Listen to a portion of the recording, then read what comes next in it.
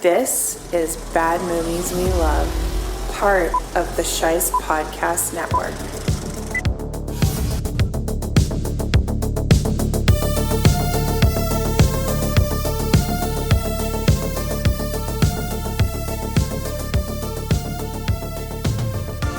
Hello, once again, Bad Movie Lovers. I am your host, Nick Shice, and I am back from vacation. And I return to you an engaged man. That's right, I am betrothed. I am also a little congested, as you can hear. But today, we're back with a new episode. It's Season 2, Episode 15. Got another one in the can.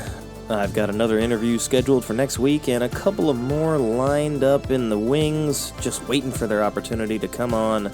But today, I was joined by some friends from Film Club and the hosts of the upcoming podcast, Cinema Shitshow. And that's Ben, and you know him, you love him, he's been a guest on this show before, Mr. Nix Eclips. And the three of us got together to talk about a film with a reputation that certainly precedes it. Paul Verhoeven's 1995 NC-17 cult classic, Showgirls.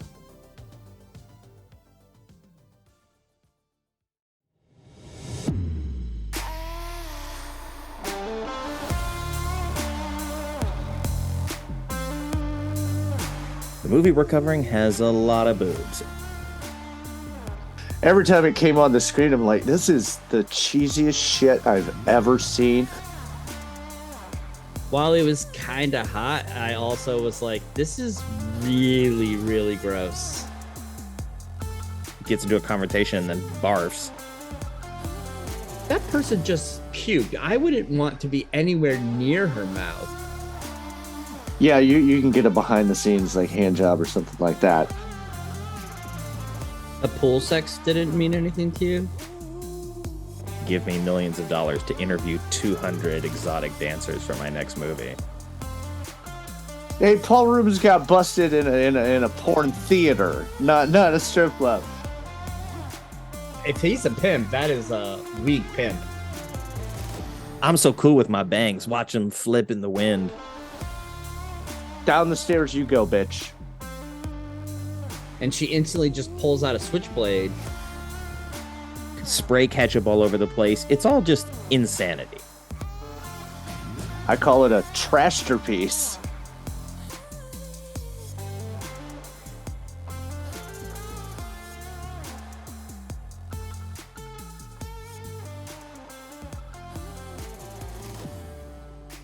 Well, good evening, and thank you for joining me.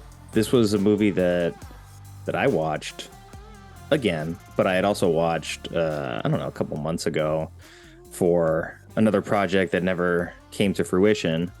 But Ben, why don't you tell me first why you think that someone would say that Showgirls is a bad movie, and maybe some of the reasoning behind why you wanted to bring it to this particular show. I think I watched it twice last night, and one of the notes that I took was, I feel if they had slowed things down just a step, that it wouldn't have been so erratic and chaotic. Like, a lot of her dancing is very exaggerated, and just like the dialogue, and a lot of it seems kind of fast, like it doesn't feel like real life. And so I think that it just, people didn't really know what to do with it.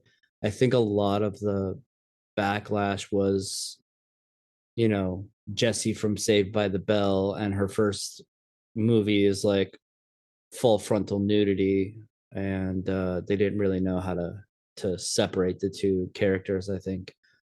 But for me, it's I had a lot of fun with it. I watched it fairly close to when it came out. I didn't see it in the theater, but it's just always been a fun movie. I like to recommend it to people who haven't seen it, just to see their reactions. But yeah, I always have fun with it whenever I watch it. I mean, I was like 11 when this movie came out, so I probably saw it around the time I was like 12. And so, of course, I like it when I'm 12. And it had been a large gap between probably seeing it in my early 20s and now that I'm closer to 40. It's a very different experience. And we'll talk about a little bit about that as we dive deeper in a little bit. But you brought a friend with you to the show. And he's a friend of this show. He's been a guest a couple times. Nix, thank you for joining us, for being Ben's bosom buddy and his backup. Welcome once again to the show, my friend. Hey, thanks so much. And thanks, Ben, for inviting me on. This was your pick, but I am thrilled to be here with you, buddy.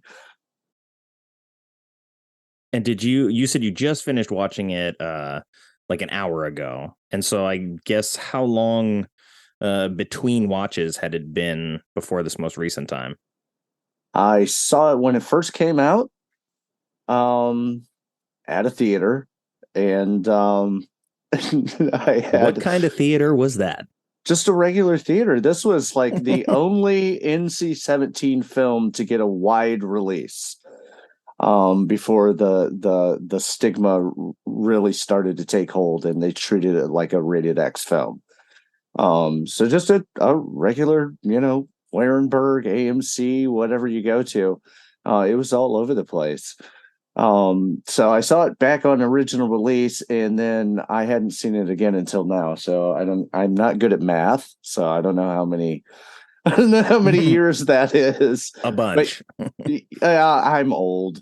But yeah, so I just finished. I started it on my lunch, and then I finished it right after work was over. And so yeah, it's pretty fresh in my mind. And I didn't watch it twice like Ben, but I think I got a pretty good grasp on it.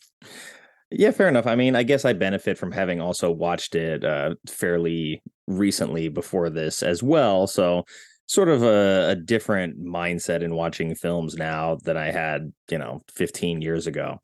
But you guys are working on your own thing. So Ben, do you want to tell us why you brought Nix to the show today? Well, I like his insight and his humor and his wacky sensibilities. And yeah, I think we're gonna have a lot of fun doing our own podcast, which is called Cinema Shitshow, which actually was named by you, Nick. So Little bit, probably like half credit. I was thinking it and I just said shit show, and then somebody else said Cinema Shit Show. That was me. It was a collaborative. Yes, I confirmed that. Hey, you just read my mind, and so I mean, I'll take 50% credit, but give yourself some credit as well. I saw the preview of the cover art, which looks great. I'm glad Scott is working with you guys on that. So I'm excited to listen to that first episode.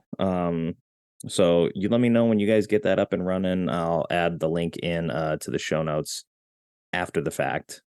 The benefit of post-production, my friends. But Nix, I want to ask you too, since you're here in a supporting role. You and I just did a show not too long ago, like last week probably, talking about Godzilla. And Godzilla is like the exact opposite of Showgirls in a lot of ways. So I'm curious for you, in watching it and just finishing it, what do you think people say this is a bad movie for?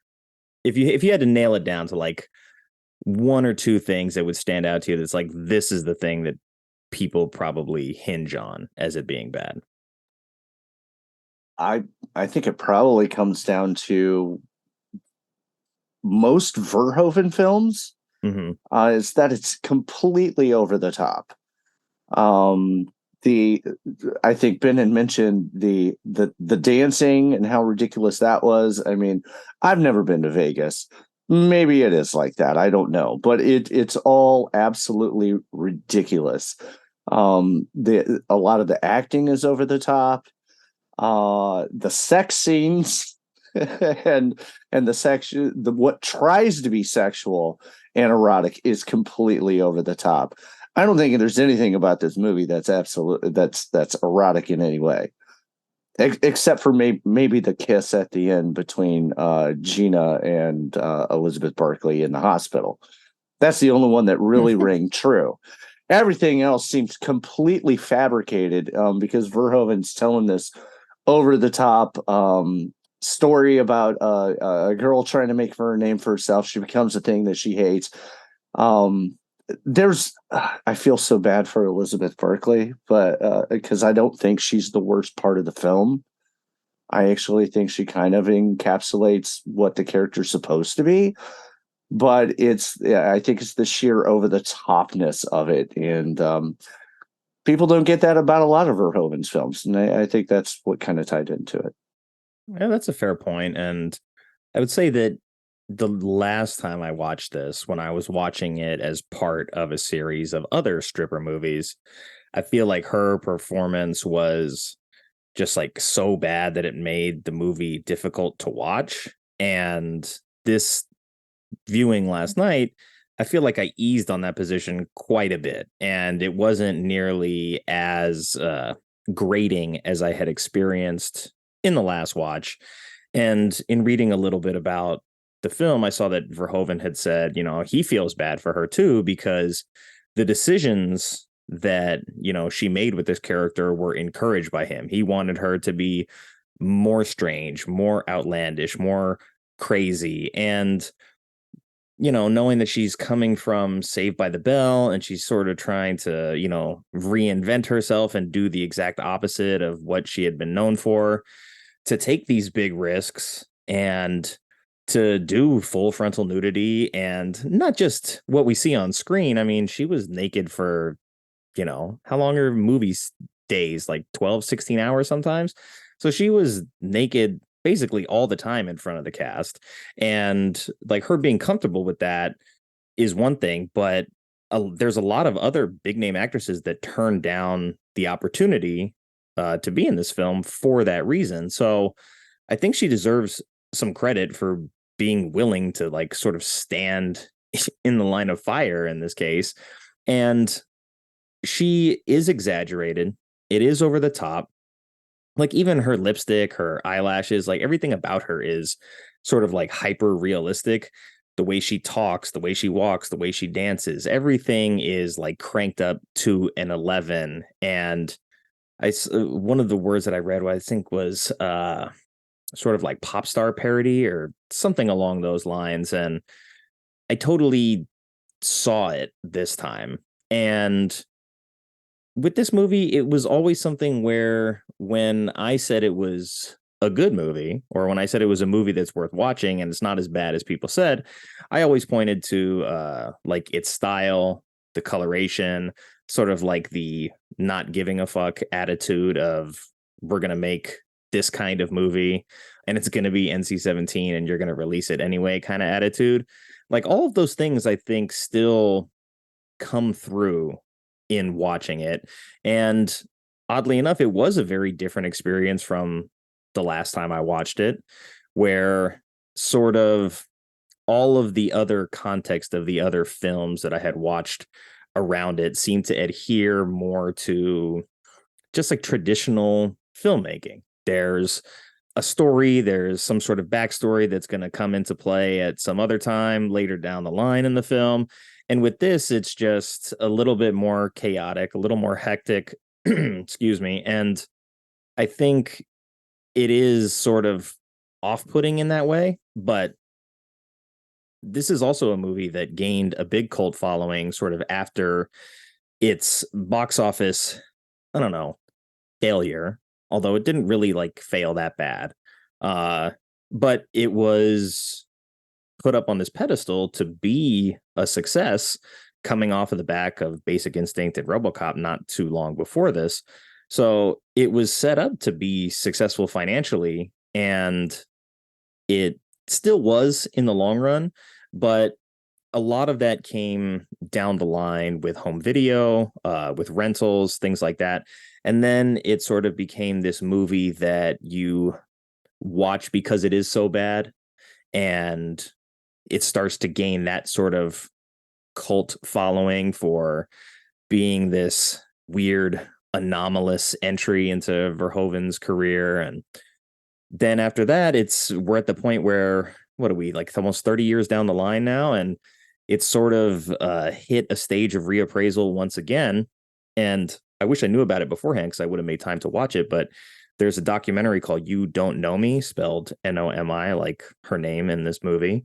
And it sort of like looks at the circumstances surrounding this film and just how it got made, why it bombed, all of that stuff.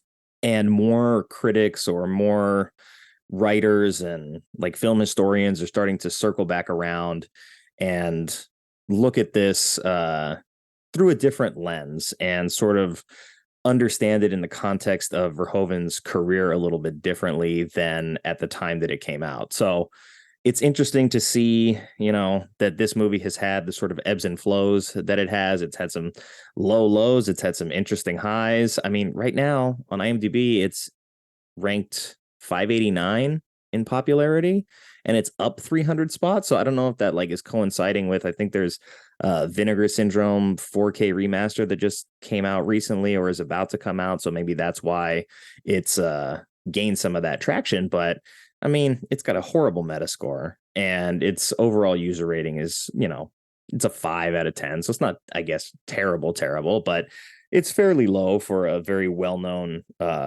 director who's pretty much well liked and has been well received throughout the vast majority of his career and all his other works. So I'm curious, Ben, is the Vinegar Syndrome DVD something that you A, are aware of, and B, have ordered? Because I know a lot of people in the group have been talking about all these Vinegar Syndrome orders that have been sort of lost in the mail or something.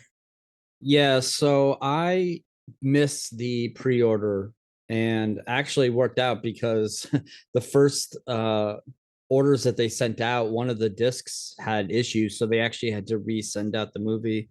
And the Vinegar Syndrome store is down right now, but I will be ordering this one. So it's got some pretty cool artwork, and the case is pretty cool, and I guess there's some extras. I think that documentary is on there.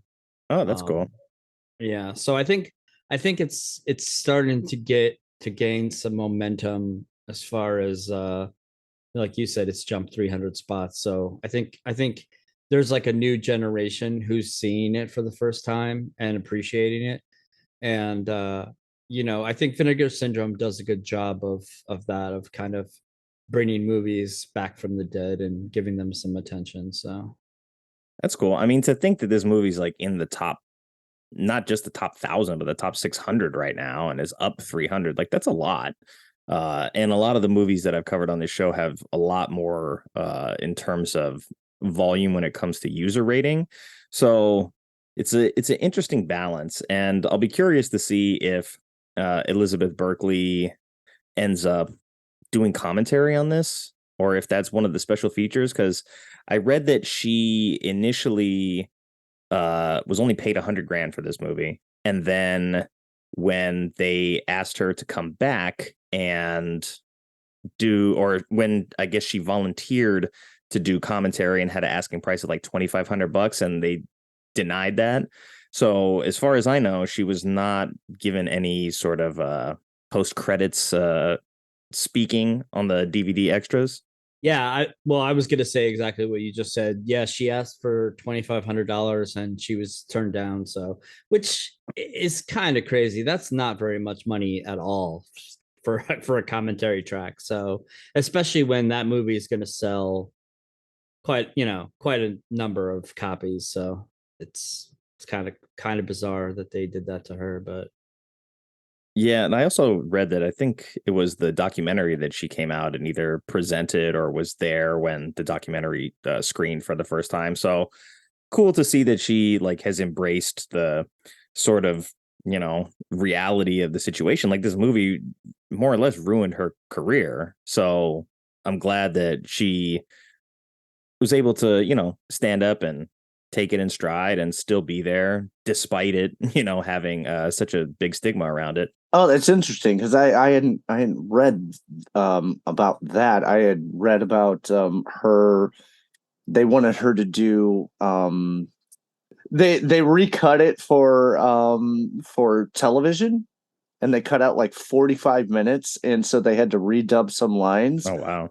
And I think at that point she wanted like $250 or something just to redo her lines, and they wouldn't even pay her that at the time. So it's insane. I feel so bad for her. Like you were saying, Nick, she really went out there and took a chance, and apparently she lost her agent.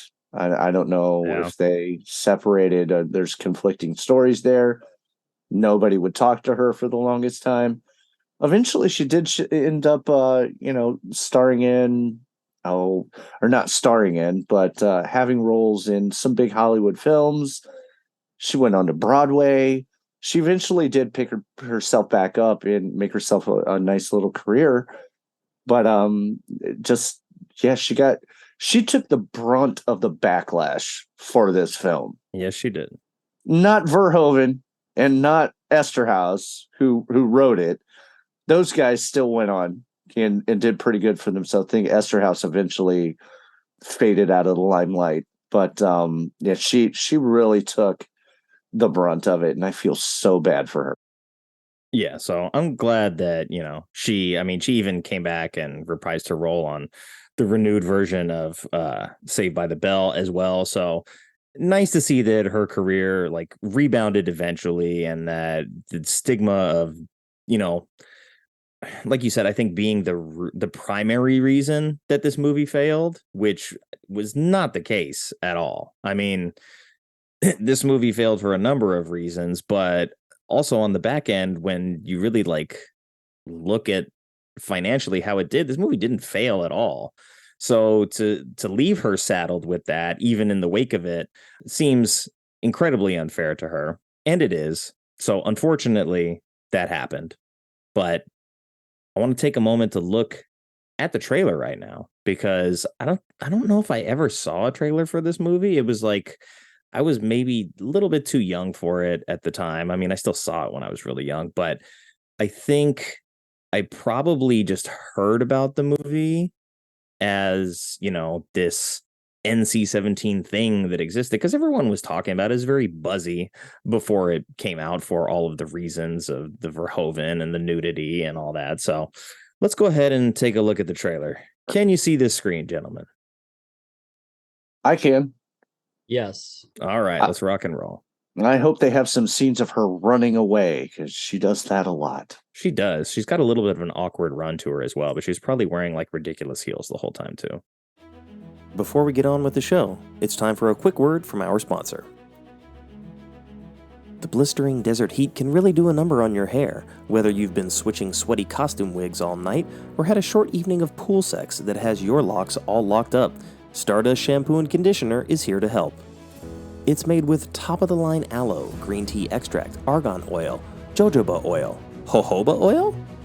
Probably a little baby oil too.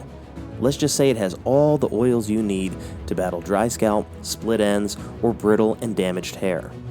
Plus, as an added authenticity bonus, every bottle is loaded with tiny little exfoliating bits of the actual demolished Stardust Hotel and glitter from authentic Las Vegas strippers to make sure it really gets in there good. It might smell like cheap perfume, but it performs at salon quality. So remember to look for Stardust Shampoo and Conditioner at your local beauty supply store. Authentic hotel debris and Vegas glitter available while supplies last. And now, back to the show. All right, let's go. You gamble? No, Well, you gotta gamble if you're gonna win. I'm gonna win. You have to gamble if you want to win. But Oh, the this trailer time, guy. luck doesn't play a part. Showgirls, the sure bets. Seems like trailer guy's brother. Eszterhas and Paul Verhoeven, the team that brought you the smash hit Basic Instinct, comes the most talked about movie of our time. Have you heard about this movie called Showgirls? Trip goes legit. Way more behind the scenes footage than I typically see in a trailer. Showgirls. It is called Showgirls. Elizabeth Berkley gets down to the bare facts about her new hot film, Showgirls. The planet couldn't get enough of Showgirls, as proven by a record-breaking 1.5 million hits per day on the World Wide Website. Showgirls, the most controversial film of the year. Showtime. A bold and steamy look at the inside world of Las Vegas after dark. It swept the country with the largest box office gross for an NC-17 film ever. Opening on an unprecedented 1,388 screens with a first weight per screen average of $5,800. Oh, this is the VHS promo reel. Yeah, you got us the promos. Showgirls is prime for rental. Coming to home video viewers an unprecedented 3 months after its theatrical run. I like how they said worldwide website. That was right. Showgirls.com. Everyone's been waiting to rent at your most profitable time of the year. We take the cash, we cash the check, we show them what they want to see. On November 6th, MGM UA will announce the video release. Order close is December 6th. And on December 26th, Showgirls hits the street. Backed by an extensive just in time for marketing Christmas. campaign that's guaranteed to make it one of the largest video rental titles of the year. This is your lucky day. I know I can resist. Consumer awareness sizzles with the national pre-street television campaign targeted to men, with key buys at the times men watch television the most. In just 1 week, the most controversial movie of the year comes to video. Different trailer guy. Find out what everybody's talking about. Showgirls. Followed by a massive post-street television campaign directed at heavy renting adults. 2 weeks after Street Break to maximize heavy rental demand. renting adults? Showgirls, having grossed over $20 million at the box office, is hot on the road to video success, generating viewer awareness and demand that will translate into big dollars as your customers look to you to satisfy their curiosity about this film. There's also a special edited for home video version, suitable for a wider audience. Showgirls. In case you want to bring Showgirls to the go family. ahead, roll the dice. You can't lose. This is no gamble. Make your year this month. With MGM UA and Showgirls. I think Blockbuster was the main reason that they would release edited versions of films like that. That was and Verhoeven, I think, actually cut that version, and I think they only cut out like 9 minutes for that one. But yeah, fuck Blockbuster. All this nostalgia for Blockbuster. Hey, there's that documentary, The Last Blockbuster, I think. I haven't watched it yet, but I heard it's pretty good. So if you really want to get into your, Blockbuster feels, you can even watch a movie about Blockbuster these days. But we're not here to talk about Blockbuster, our hatred or our love of it. But when I looked up Showgirls trailer, this is what popped up. And then there were some other ones, but I mean, in hindsight, I'm kind of glad that we got that weird ass 3-minute long promo reel for how they're going to market this on straight to video sales. And I mean, they don't hide their intention there at all. They're like, look, you need to go after the men here. We're going to be advertising during the Super Bowl, NFL season, whatever we can get our hands on that guys watch. We're going to tell them the Showgirls is available for home video. And if you set up a little kiosk or a little one of those cardboard cutouts at the video rental store, make sure you push it on your heavy renting video patrons. They're the addicts. That's such an odd term. Heavy renting? Yeah, heavy renting. This movie actually made $100 million in rentals, which is a lot of money for back then. It's a lot of money now, but that's a lot of money in the late 90s. Yeah, for sure. That's why I had brought up like the idea that this movie was unsuccessful is not true, and whether or not it was a box office flop because of its rating, because of its content, because most people thought it was bad and it got annihilated by critics. Whatever it was, like this movie still went on to be undeniably successful.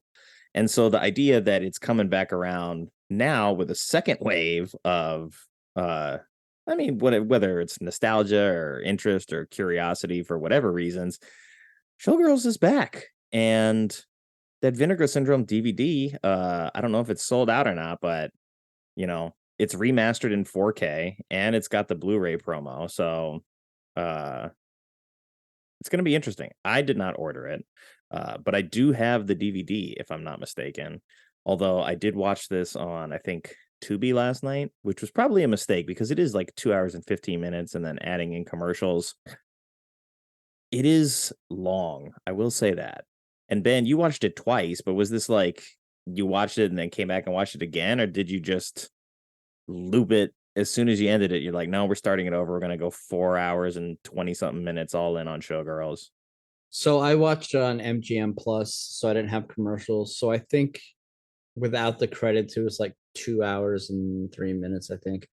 I watched it. I was taking notes throughout, and then I did a little research, and then I was like, you know what? I'm just gonna put it back on, and I watched it again. So it was it was a fun 4 hours. I laughed more the second time because I was kind of just watching it and not really paying as close attention, but it was it was a lot of boobs. Yeah, I mean that's the one clue that you gave away before we dove into this recording, is that the movie we're covering has a lot of boobs. And look, that's true. And shout out to MGM Plus for having this without commercials.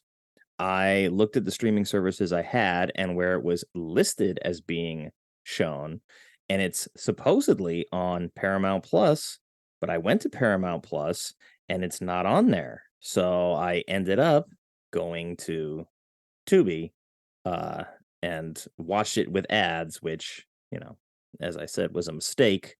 But Nix, did you like pop in the DVD for this, or did you find it somewhere? No, I hit the 7 Cs and gotcha. watched it that way. I'm really broke right now, and when I looked it up, it didn't tell me it was playing on Tubi, or I may have done that. Yeah, I mean, it's listed on Hoopla, MGM Plus, Paramount, Fubo. I guess I gotta try Fubo, but mine didn't even say Hoopla on there. Yeah, it was only $1, but I mean, I'm really, really broke right now. But yeah, I could hit pause. I didn't have to worry about ads, and thankfully, because I did have to split it into 2 spots. But yeah, I wanted to kind of just circle back to, I mean, if your movie doesn't make money in the theaters, that is considered a flop no matter what. No matter if it makes its money back in rentals or sales on home video, that's still considered a failure. Yeah, unfortunately. And I think it was maybe even considered a bigger failure because of the names attached to it. I mean, especially Verhoeven, but like you said, he doesn't sort of wear the stain of this movie as much as Elizabeth Berkley did. I think he made Starship Troopers like right after this, and I've read that he didn't even want to make this movie to begin with, but he felt obligated to do so because he was in negotiations to do some other film with Schwarzenegger, and then that fell through because the production budget wasn't there, and the producer at the time, which was I think Mario Casar, he had some money invested already in Joe Eszterhas's script, and Verhoeven, that is, he felt an obligation to finish, or at least to like give him something, Casar, that is. So interesting to see that, Verhoeven's own his own like prism to look back on this movie sort of lands it in a place where he doesn't really stand by it. It's like, this movie was awesome, you guys are wrong, kind of thing. Yeah, I mean, going back to just Elizabeth taking kind of the brunt of everything. I mean, Eszterhas at the time when he got paid for this, he was the highest paid screenwriter in Hollywood, coming off Basic Instinct. I think he got paid like $3 million for the script. And I think that was tops until Shane Black got paid $4 million for Kiss Kiss Bang Bang. But I mean, the fact that she only got paid $100,000 for this movie with all of the, I mean, I can't imagine being naked in front of complete strangers, period, let alone, like you said, anywhere from 12 to 16 hours a day for however long they shot. I mean, she basically was making almost like minimum wage, you know? I mean, it's kind of sad. I mean, she should have gotten paid a lot more for this. Do we know if she got any kind of, back end from, well, not that it made any money, but would she have if it had made any money? I didn't see anything about that. I don't think so. Verhoeven took a big pay cut to get back end, and he didn't make up for that. I think he got paid $7 million for this, which at the time was fairly low for a fairly big name director. So I think it was 2 million, which at that point was probably from what I remember reading, it was 2 million that he got, and he claims it was half of what he normally got, so he couldn't afford to pay her anymore. Oh, it was only 2 million. Okay, yeah. I kind of want to know where the budget went on this movie. I mean, if the budget was 35 million, who else are they paying? I mean, Gina Gershon, she's not that big of a star at that point. I mean, I imagine a lot of it went to it looks like they filmed a lot actually in Vegas, which would take a lot of money to, have control and shut things down or whatever you need to do. Obviously all of the production design in their cheesy dance numbers, a lot of money had to go into that stuff. I swear, every time they have one of the big ones like Goddess, every time it came on the screen, I'm like, this is the cheesiest shit I've ever seen. It reminded me sort of like, I don't know if you guys seen Dario Argento's Opera, but they're doing a version of Macbeth, and the guy was like a music video director. It is just like the most ridiculous thing you've ever seen on a stage. Every time that one of these dance numbers came on, it was absolutely ridiculous. But they obviously spent a lot of money on that stuff as well. And they did have some other pretty big names in there besides Gina and Robert Davi and the guy from Twin Peaks. I love him, and I can't remember his name right now. Somebody help me. Kyle MacLachlan. Kyle MacLachlan. Yeah, I mean, they weren't nobodies. They had some pretty big, pretty big movies behind them as well. So I think it was just kind of spread out over all of it. But how much did they get paid? I'm sure they didn't get paid $100,000. Probably not. And, it's kind of weird that, like, you see she was the one who took that paycheck. She had to put the most into it. Like, yes, they filmed in Vegas a lot. Yes, those big scenes require a lot of backup dancers, a lot of choreography to go into that. They didn't skimp on the pyro or the costumes in those scenes either. But in a weird way, it's like her experience with this movie is almost like a mirror image of what happens to her character throughout the course of the film as well. Getting used, chewed up, and then kind of spit up if they don't have use for you, unless you give them what they need. Yeah, absolutely. And I tried to watch it this time with what Scott had said. Shout out to Scott Cole, former guest on the show and a friend from Film Club. He said, treat it like Nomi is an alien. And so I kind of watched it with that in the back of my mind. And I did have sort of like a lighter, I guess, experience with it. and like we're introduced to her, like she's hitchhiking, she gets in a car with a dude that looks like an Elvis impersonator. It's like, oh, I guess he's not, he just happens to look that way. Then, you know, she shows up in Vegas, she wins the jackpot, then loses all her money like within 5 minutes, gets robbed, and then sort of like gets into a confrontation and then barfs. And I was like, why is she puking all of a sudden? So like right off the bat, she has a very bad Vegas experience, and it's like the whole thing is just very frenetic. Her body language, her behavior, it's all like sort of very frantic throughout the whole thing as well. So her character introduction is pretty harsh. Ben, do you think like I got the feeling that maybe she was coming off of like a heroin addiction or something at that point due to her backstory, which we learn later. Did Ben or Nick, did you guys get that kind of impression that's where the puking came from? I'll let Ben answer that one.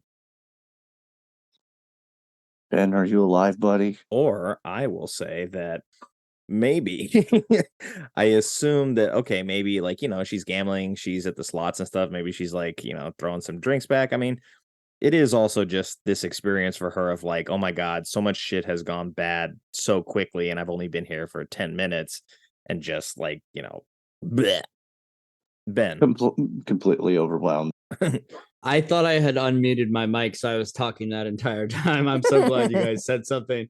So I think I just took it as nerves. I think she realized, you know, she got robbed within the first, you know, 20 minutes that she was there, 30 minutes that she was there. And, you know, I think she just, I laughed pretty hard when she won all that money and she was super excited, and then she loses it all. And she looks like this, like, you know, seasoned gambler who's just like down on her luck after like 5 minutes. Mm-hmm. And I think she just kind of, I think it all hit her that she was like, oh, this is maybe more than I thought I was getting into. So I just took it as nerves, but that makes sense. I also got I got a huge kick out of, so she's like hitting Molly's car, and you know, she comes up to her and she's like, you know, that's my car. And then she barfs, and then they have this like longing look at each other, and their like mouths are close to each other, like they're gonna kiss. And I'm thinking, like, that person just puked. I wouldn't want to be anywhere near her mouth. Like, what is going on? And so like right away you're like, okay, this is not gonna be a straightforward a movie, you know what I mean? It just starts off weird right from the beginning. So well, I'd rather kiss her than after when she licks the damn stripper pole. Yeah, I'm not a germ guy. Like, I'm fairly OCD, and while it was kind of hot, I also was like, this is really, really gross. I mean, they do become sort of like besties after that. And Molly, you know, for what it's worth, Molly is probably like the only nice person in the movie, like the only real like sort of textured human character in the movie that seems to not be sort of like a caricatured broad stroke in some way, like basically everybody else. So you need her to sort of anchor the insanity of Nomi, because you need at least one person to be like, okay, this is, maybe it's crazy and it's like this alternate reality, but you need one person that's going to sort of tether you to reality. And Molly does that, and they hang out, and you know, they eat. But even then, like the direction that Verhoeven decided to go, like I can't imagine like filming the scene and being like, okay, you guys are going to eat and you're going to have a conversation, and then circling back to it, be like, you know what? I want you to like attack your French fries, you know, throw them all over the place, like eat them like a duck, spray ketchup all over the place. It's all just insanity. And it starts fairly early, man. It's like 10 minutes in. That scene kind of was hilarious to me. It's like, yeah, she has no money. How's she gonna eat? Somebody gets her food and she throws it all over the place because she's having a hissy fit. which I don't blame her. I'd be upset too, but you know what? I'd also be like, this may be the only meal I get. Yeah, she's like she presents as sort of like very immature and bratty. It's like she had a bad day. You finally found someone that's like actually gonna sit down and talk to you. They're gonna provide you with something to eat. And like, not only are you disrespecting the fact that this person like provided this to you, but like, yeah, you're throwing away your food at this point. And then Molly just happens to be so nice that she's like, hey, come and stay with me. And then, we fast forward and they've been best friends now, living in their trailer together for however long. Yeah, that dynamic was weird because I did either of you guys get the vibe that Molly was kind of into her? Like, there's a lot of times where they look at each other and there's like this, sexual like chemistry or tension between the two of them, but it never goes anywhere. But like, was that just me or did you guys see that as well? Well, I think Verhoeven or Eszterhas put that in there right at the beginning, because when Molly invites her to stay with her and whatnot, nobody looks at her and goes, "Are you hitting on me?" So I think it was kind of baked in from the beginning, but I don't think it was ever meant to build anything more than that. That it was more of a platonic best friend. I love you, but it's never going to go anything more than that. Yeah, I mean, we see later on that like Nomi, she swings both ways. And her and Crystal have their sort of contentious like hate love relationship. But yeah, with Molly, I don't know. I didn't read it that way, but in this universe that things are taking place in, it wouldn't be completely out of the question for that to happen between the two of them. Yeah, one of the cool things that I read about before I watched it the second time was that um, Elizabeth and Gina had actually a lot of tension on set. They didn't like each other apparently. And so the scenes in the movie that, where they are supposed to have tension, like there's actual tension. So like there's this like weird, like thing between them, like sexually, like clearly Crystal, finds her attractive. Maybe she's slightly jealous because, she's younger and the new girl, and Zach, is that the boss? Mm-hmm.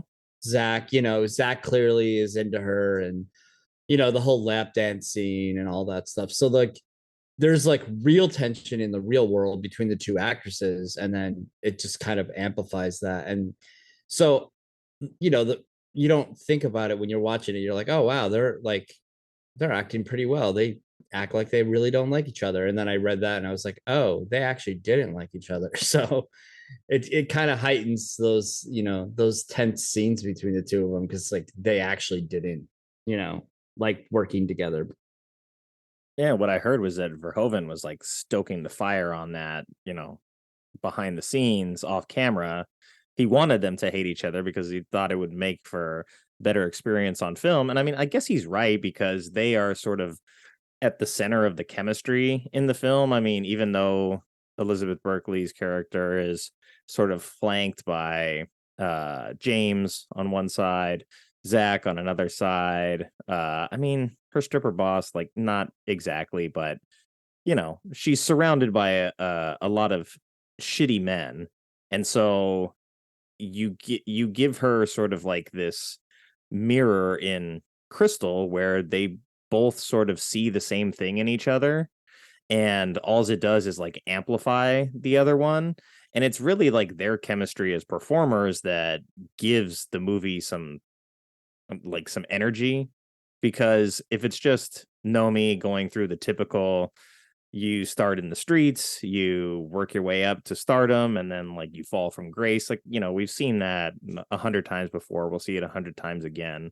So if it wasn't for Gina Gershon, I don't know that this movie kind of recovers from some of the things that maybe handicap it. Yeah, absolutely. I mean, I think she's the best actress or actor, I guess I should say, in the film. And even then, some of her scenes and some of her performance comes off a little cringy and over the top. But again, I think that's just Verhoeven telling them what to do. Yeah, I really like that. Like her whole goal seems to be, you know what? I'm going to prove to you what you really are, and you're really just like me, and I'm going to pull that out of you. And holy hell, does that end up biting her in the ass? Yeah, and again, I'll bring it up again. I think the only somewhat erotic sort of scene after all the sex and the nudity and the dancing and all that, I think the only really erotic scene is when Elizabeth kisses Gina in the hospital before she actually goes and leaves. It really actually had some emotional depth to it, I guess I would say, which sounds silly because it's Showgirls, but it's the only one that felt like it actually meant anything at that point. The pool sex didn't mean anything to you? Because the pool sex makes me laugh my freaking ass off. It's like we were saying, it's a wave pool at the water park. she literally looked like she was convulsing, like she was like having an exorcism. And I was like, the best part about it is because I obviously watched it back to back, so I had to watch the scene twice, is that Kyle throughout the entire scene is like trying to like take it seriously. So he's just like deadpan and like trying to act like he's enjoying it. And Elizabeth is literally just flopping around like, you know, a fish on a boat. And it's like, I don't know how they got through that scene without laughing. Like I would be shocked if that was a one take kind of thing. Well, yeah, and it's a basic recreation of the lap dance that she had done previously at the Cheetah. It's almost the exact same thing that she had done before, except this time he was inside of her. Yeah, that scene is hilarious. It reminds me of, I don't know if you guys have ever seen Blood Rain, the Uwe Boll film, but there's I have not. There's a prison sex. There's sex where Blood Rain's having sex with the guy through the prison bars, and it kind of reminded me of that too. Just completely ridiculous, over the top. Well, as I was sitting down having dinner last night with my girlfriend, we sort of like were talking about this scene, and I was trying to like approach it in a way that sort of like made sense, but in talking to her about it, I like, she's grossed out and she's like, it's so stupid. And I'm like, okay, like I totally understand where you're coming from, but I'm trying to strip it down to like Verhoeven in this moment. Like, what is his goal? Is his goal to tell us in the audience that this is attractive and a turn on? Because later in the film, you get Zach telling her that she's great in bed. And I think that's the only time they slept together. But I mean, they at least on camera, maybe once or twice. But are we supposed to be looking at that being like, wow, this is amazing? Or is it really like deeper than that? And we're supposed to understand that like this is this character's interpretation of what she thinks is sexy in that moment, right? Because we've already established that Nomi is like not a rational person at all. She's prone to like, you know, fits of like instantaneous rage, jealousy. She's very flippant. And so I started to look at it more like this is what her character thinks is attractive in this moment. Yeah, I could see that. I think Verhoeven throughout this entire film is kind of just showing that whole industry, you know, Vegas and Showgirls and all that stuff is just it's not that sexy. Like it's like Nix was saying, like there's no emotional connection. It's literally just naked bodies on a stage and they're gyrating and dancing, and that's not sexy, you know. Like so I think he's just exaggerating that to get like to like prove that point that like, you know, this is not anything to like look up to or be. Not that he's like shaming it, but you know what I mean. Like I think he's just trying to like kind of prove the point that like none of this is really sexy. This is not a glamorous job, and these women are harassed by their bosses, and the cheetah boss, I can't think of the character's name. What was the character's Al. name? Al, yeah. He introduces a new girl to the group, and he is telling her that he's like, if you want to last more than a week, you'll have to give me a blowjob. And it's like, this guy is just clearly a scumbag. And so I think he's trying to, I think him and Eszterhas, I think they really were trying to show the like seedy underbelly of this, industry in Vegas, especially back then. Actually, side note, I have never been to a strip club. So I don't know if this stuff is real or not, but it definitely felt exaggerated either way. So what? Okay. Well, there are some strip clubs where, yeah, you can definitely get lap dances and stuff like that. And in the really seedy ones, like even here, like in the Midwest, yeah, you can probably get or in California even. I used to work at a strip club. Yeah, you can get a behind the scenes like hand job or something like that. So yeah, so that stuff can happen. I would like to say, first of all, you mentioned the blowjob reference. I think it was interesting that when Nomi was quitting, he said, "I'm not going to hire you back. If I do, you're going to have to give me a blowjob." Or something like that. It made it sound like she didn't give him one, but she was still able to be successful and work there. And to kind of come back to our pool scene, because I mean it's one of the most notorious scenes like ever. Everybody talks about the pool scene. I think that's all she knows. Like they talk a lot about like when she's dancing, like she comes from the hips. That's not something they teach in dance school, stuff like that. And that's I think that's all she knows, because knowing her backstory, and I guess spoilers if anybody hasn't watched Showgirls, she was a prostitute. And she was escaping all of that and coming to Vegas to, make her way. So all she knows is that lap dance. All she knows is grinding and getting a guy off. And so when it comes to that pool scene, that's all she knows how to do. I don't think she knows what real making love is. All she knows is fucking. And by the way, pool sex is the worst sex to ever have. Just you never tried. I have not, but I've also heard the same thing. It's water's not a natural lubricant, so it's not. It's especially with chlorine in it. So I love how you just brushed over the fact that you worked at a strip club. Is there like a backstory to this, or like were you like the floor cleaner? Oh, gross! Did you DJ? I was a DJ. Did Paul Rubens come in and Hey, Paul Rubens got busted in a porn theater, not a strip club. No, I was living in LA, and yeah, I was a DJ, and it was one of the most horrible experiences I've ever had. Everybody thinks it would be so cool to work at a strip club, and oh my God, no.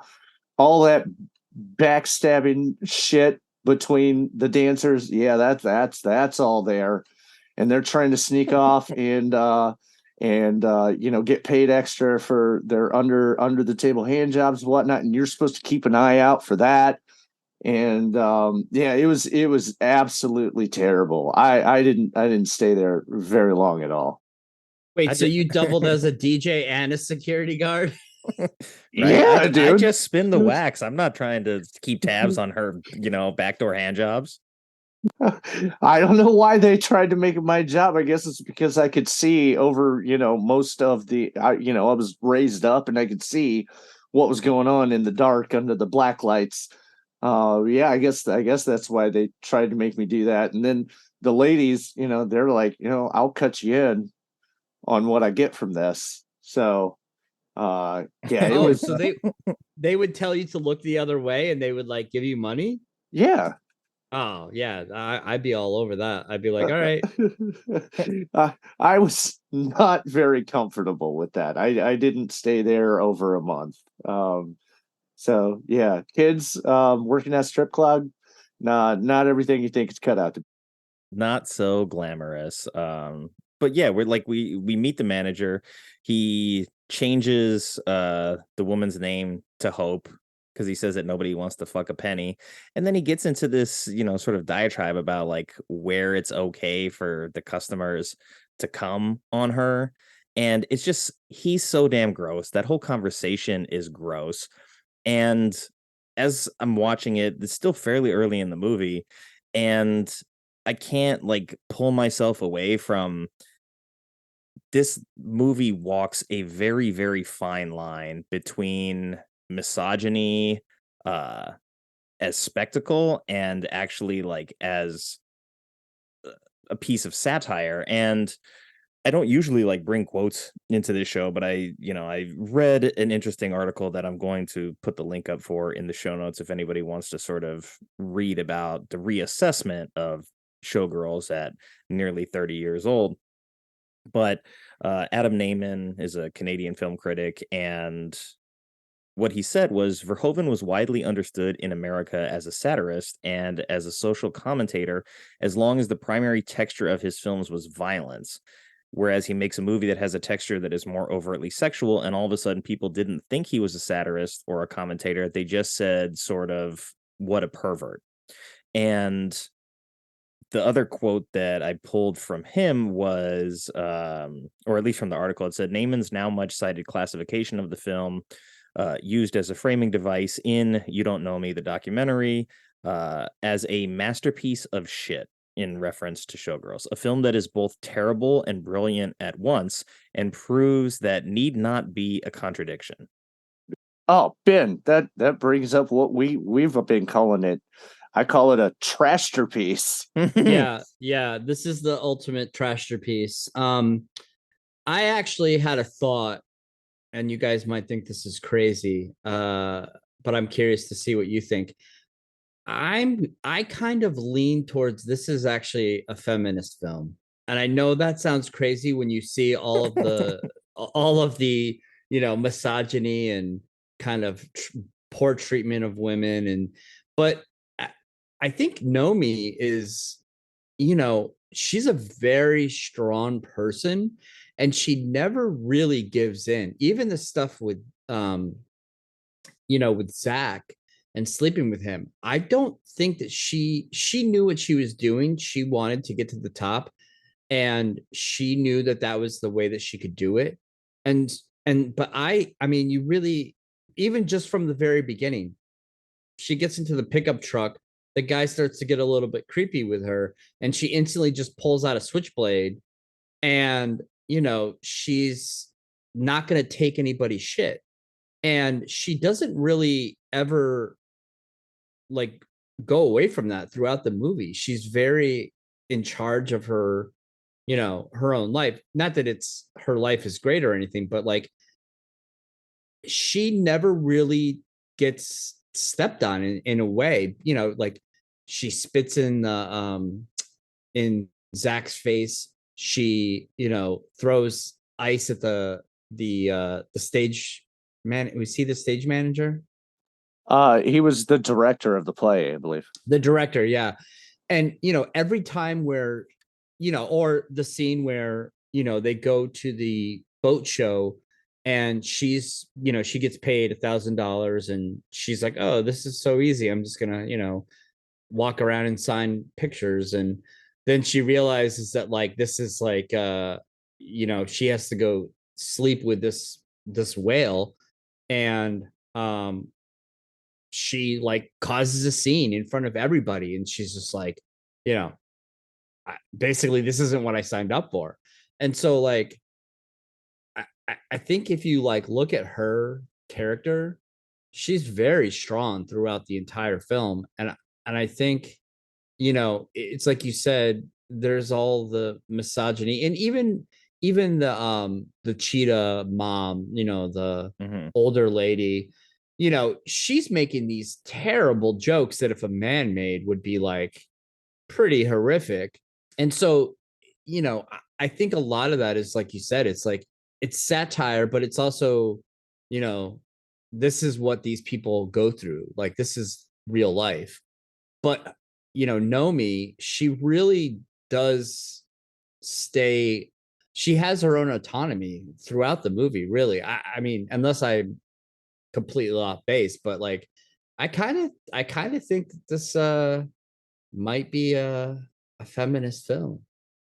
I think there's only one big flaw in that, and that's after she throws the ice in the director of the production's face, for wanting to get her nipples hard.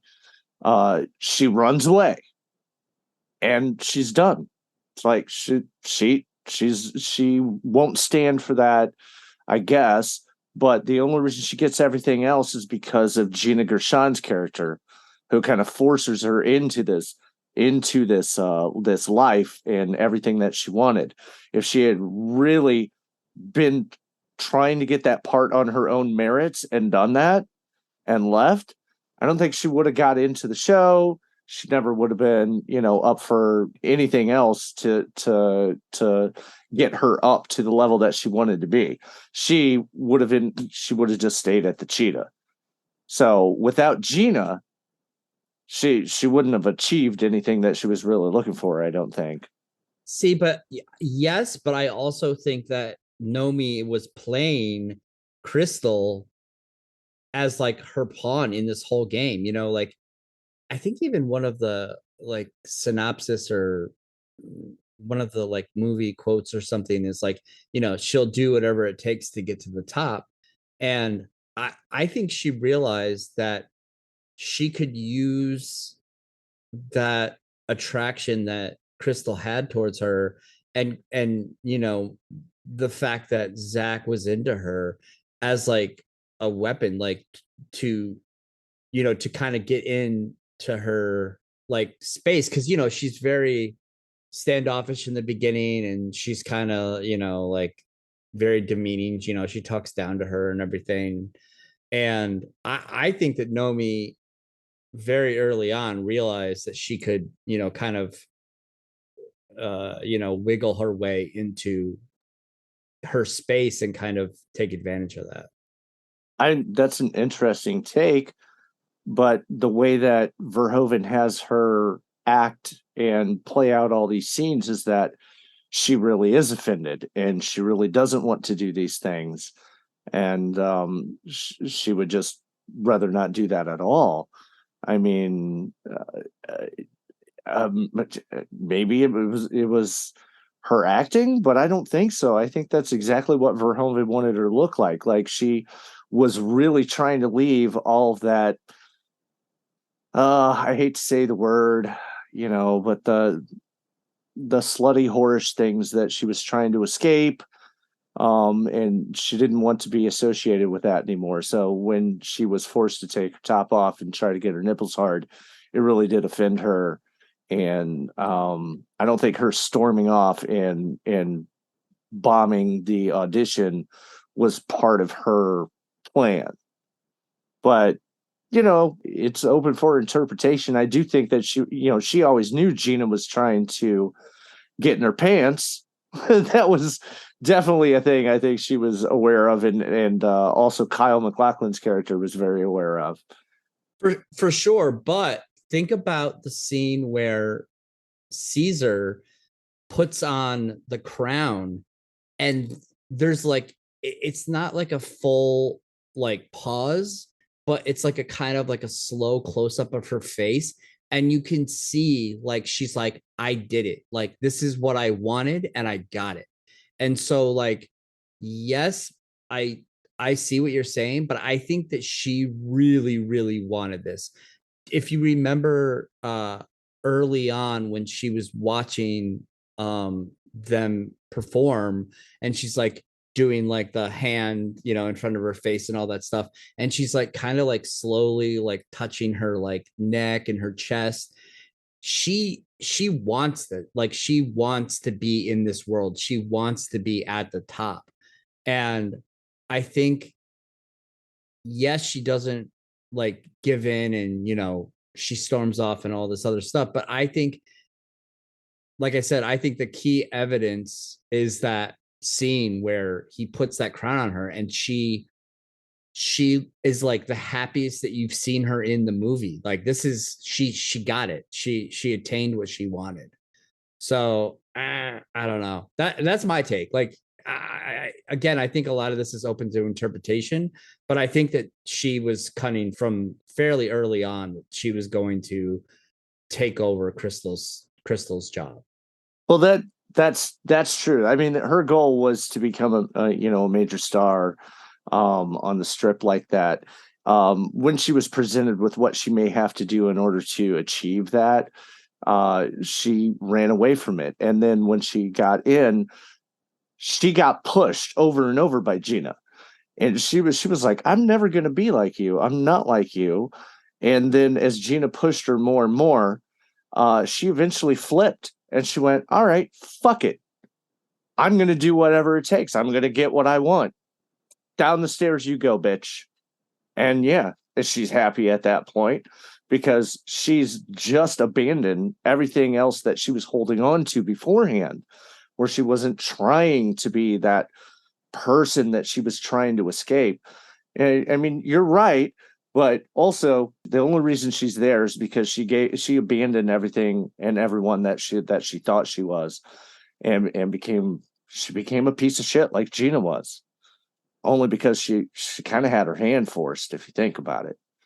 Yeah, I can see that. What do you think, Nick? I'm not going to join you out on that ledge that this is a feminist film, but I will say that she is competitive for sure. And she weaponizes her sexuality to sort of play the variety of scumbag men that are around her. And she does get what she wants. She did go to Vegas to win, like she said. That's why I said she's competitive. She tells the first person that we see in the film, it's maybe even like within the first few sentences of the film, that she says, I'm going to win. So she is heading to Vegas to leave her past behind. She wants to be a star. She gets her opportunity to be that star, and she takes it.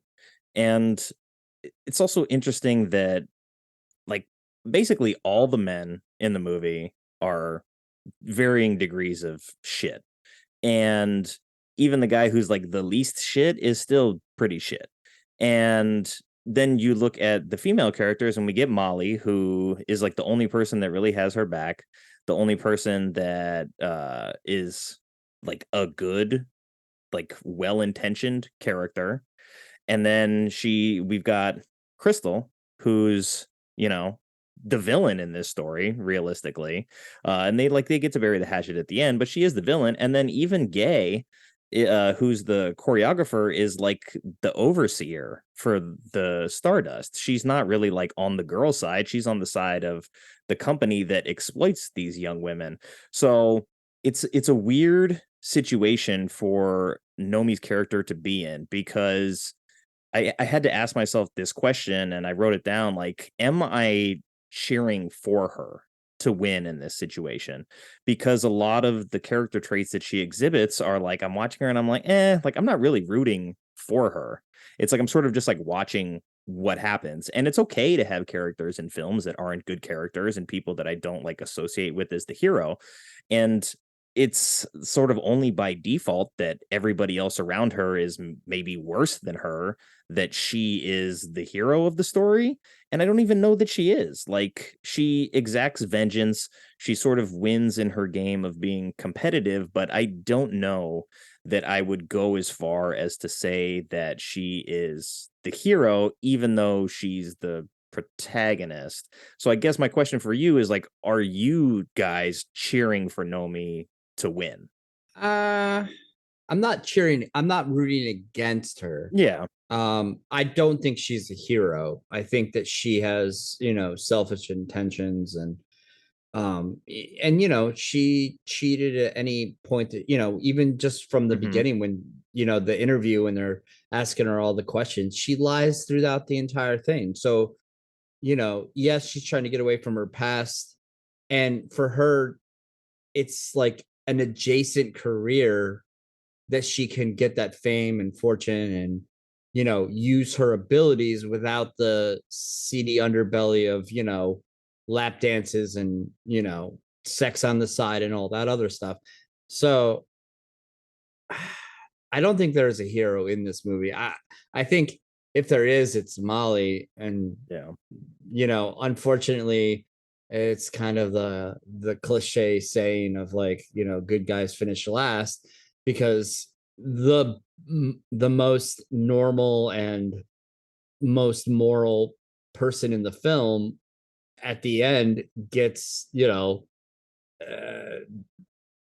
brutally raped. And so it's kind of like, well, in this industry, if you're around these people, something bad is going to happen to you no matter how good of a person you are. And I think that's kind of actually read that Verhoeven and Eszterhas really regret leaving that scene in there. And it does feel kind of out of place. It makes it from like this like fun, bad B movie into like, whoa, wait, where is this coming from? I do like her, sweet revenge at the end, which, kind of is like where I compare that to like, Miss 45, the Abel Ferrara movie, which I don't know if you guys have seen, but Of course. Yeah, I mean, it's great. It's such an amazing movie. But I think there isn't a hero in this movie. So I don't know that I'm rooting for her, but I'm not rooting against her. I kind of appreciate her competitiveness, so I'm like, she deserves, she did what she did to get to where she was, and she deserves it. So yeah. And there's some commendable qualities mixed in there with a lot of like crazy shit as well. So it's like it doesn't have to be one or the other. I'm just curious, like in watching it, like as the audience, like how are we supposed to feel? Are we supposed to be like rooting for her to get to the top of this horrible business and to do anything necessary to get there? Like, I don't think so. Nix, what do you think? Yeah, I don't think so either. I think you can start out that way at the beginning.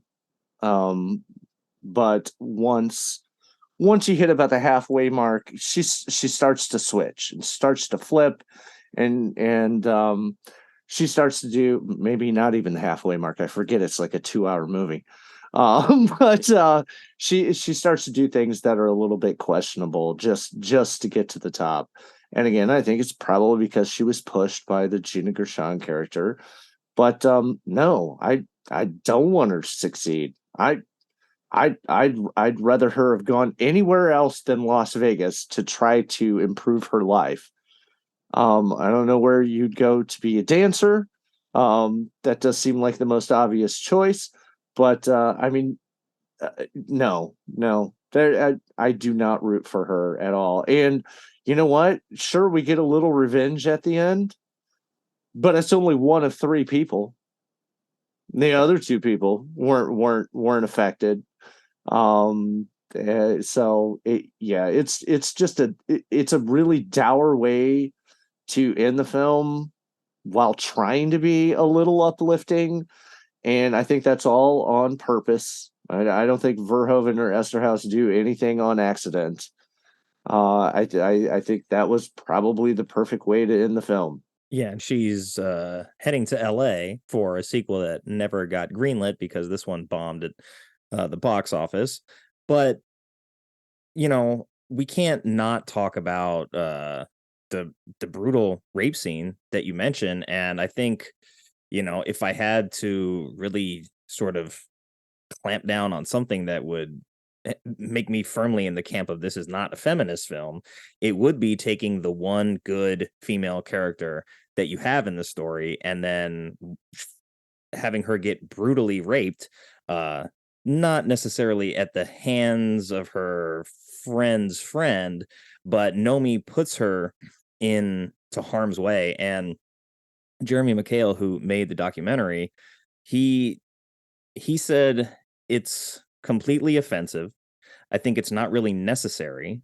Verhoeven used Molly's brutalization as a way for Nomi to find herself, and I think that's disgusting.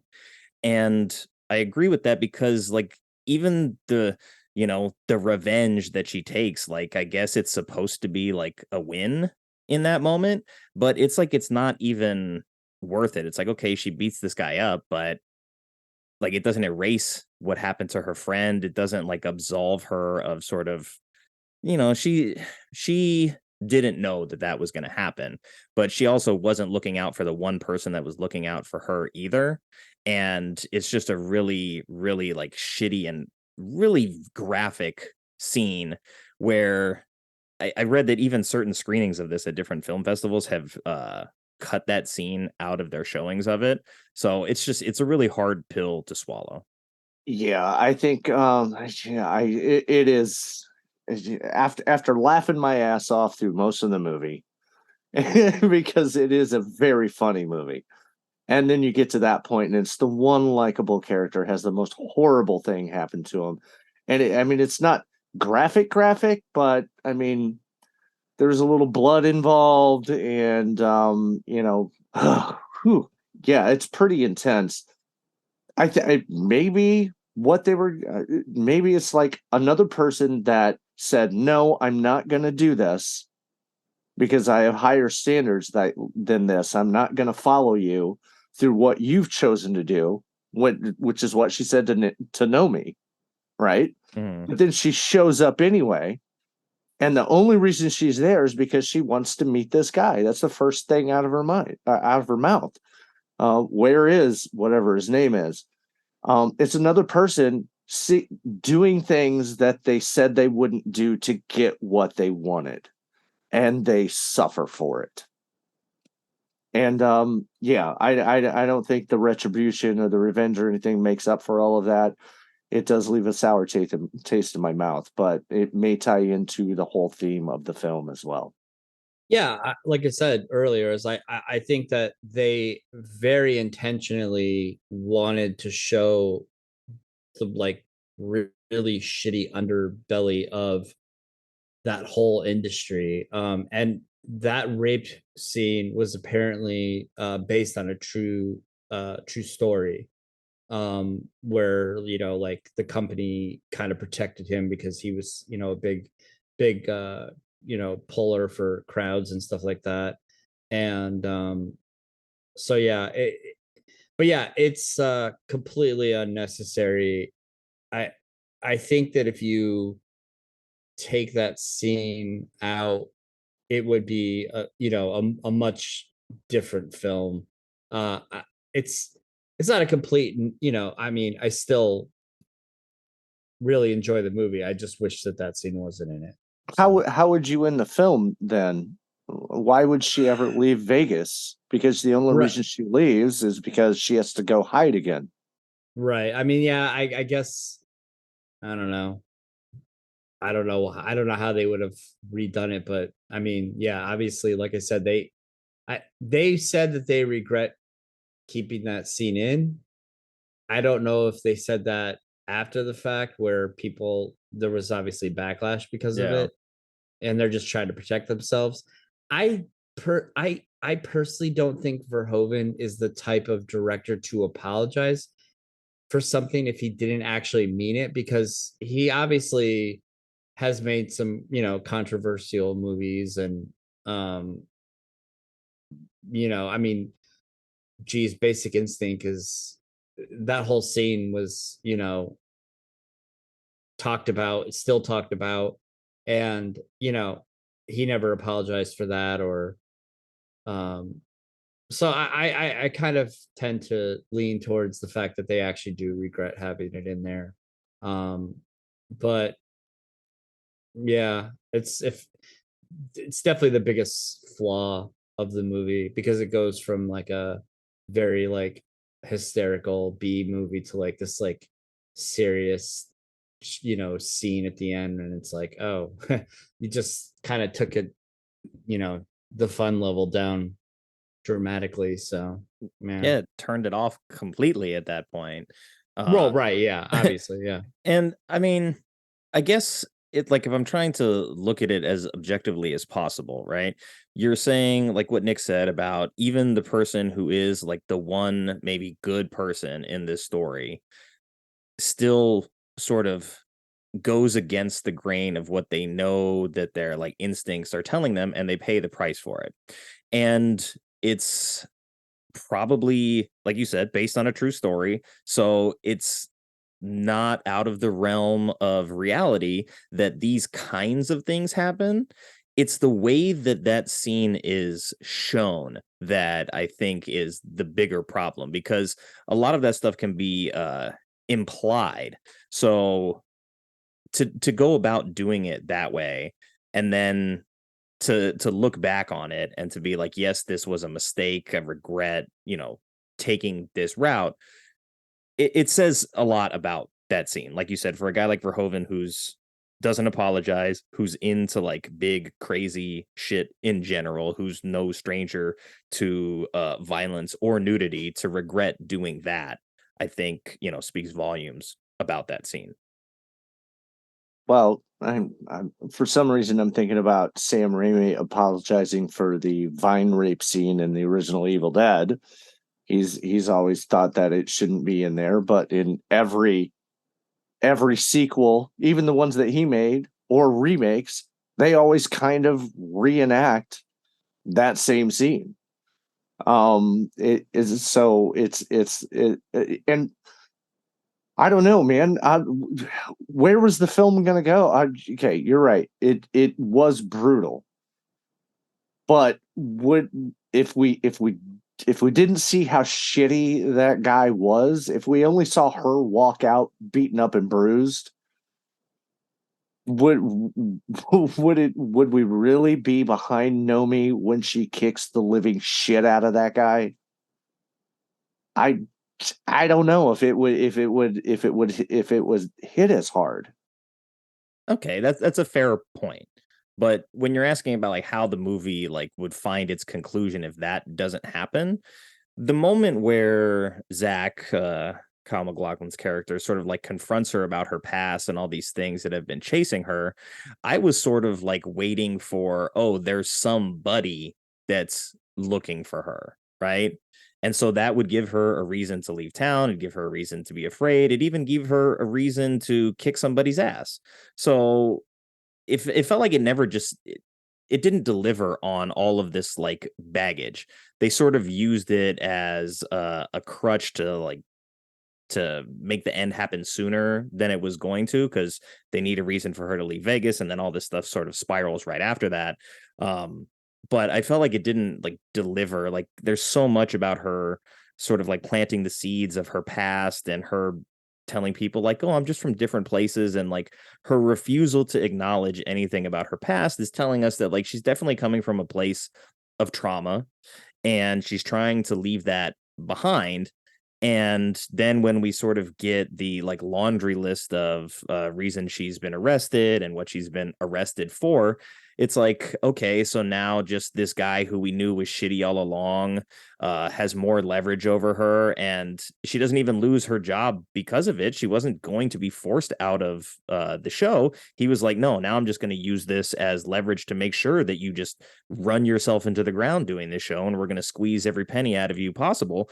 But that seems like it was always going to be the case, with the only difference being that like they were teammates versus like she's a slave. Yeah. Oh, I didn't, and that brings up. I always I like the way that Verhoeven set up a lot of stuff in the beginning and then paid off at the end, especially when she went for her first audition for the Goddess show, and the director walked by and goes, "Oh, you look like Pollyanna." She's like, "What the fuck did you just call me?" Mm-hmm. And then at the end of the movie, you find out her actual name is Polly. Convenient. Right. Well, I mean, yeah, but I mean, when I first saw it, I was like, yeah, Pollyanna, because she's wearing all, she's wearing pants and a shirt, and everybody else is wearing, sports bras and whatnot, and she's the only one wearing like fully clothed. It makes sense. It was kind of clever. But yeah, it was kind of funny tie back there at the end. Yeah, I think her name was actually Polly Anna something. I don't know about the Anna part. I just got the Polly. I think it was Pollyanna. Oh, Polly Ann. I'm sorry. Pollyanna. Okay. Yeah. Did anybody when they saw Al for the first time think about Goonies, the Fratelli brothers? I didn't. I didn't either. I will confess, really? I'm not the biggest Goonies fan. I know it's Me neither. It's like a hardcore 80s classic. I like it, but I'm not like a diehard Goonies guy. I have probably seen that movie without exaggeration, probably in the hundreds, 300-400 times at least. We used to watch that movie at least 3 to 4 times a week in my house. He was a Fratelli, right? Yeah, he was one of the bad guys. Okay. Yeah. I'll have to make sure I peep that out next time I put on Goonies. Also, apparently, Robert Davi in real life is an anti-vaxxer Trumper. So, oh man, come on. Yeah, I know. I found that out recently, and I was like, oh, that sucks. Well, Nick doesn't like to talk about this stuff, so we'll stick to the movie. This is bad movies we love, not politics. I want to say, you can edit. You can edit all that out. We don't. I'll leave it in there, Ben. You asked for it. I was gonna say, I was thinking about some of the dance scenes again, and like the big production number for Goddess, which, first of all, I think it's funny that all of the other dancers are doing all of the work, and then Gina Gershon like either shows up from under the stage or is lowered down from the top of the stage, and then she just kind of poses a bit and maybe joins in the dance, and it's funny. But they're doing the big like motorcycle dance towards the end, where there's like flames and motorcycles driving around, and everybody's got the black short hair wigs on. And they let her down. She's got a mask on, and then as soon as they take the mask off, the whole crowd goes crazy. Like, oh, it's her, it's Crystal. Oh, it's like, how can you tell? She looks like every other female dancer on the stage. What the fuck is the deal? Especially if you're in the crowd. I asked that same question myself. I was like, what is it that makes Crystal or any other person that's the star of the show, like what makes them the star? They're all naked, they're all dancing. Like, she's not speaking, she's not singing. From what we see, she doesn't have any like particular dancing skills that nobody else has. So aside from like the people in charge of the show saying that she's got the heat, I don't know what it is that makes the lead of the show stand out more than anybody else.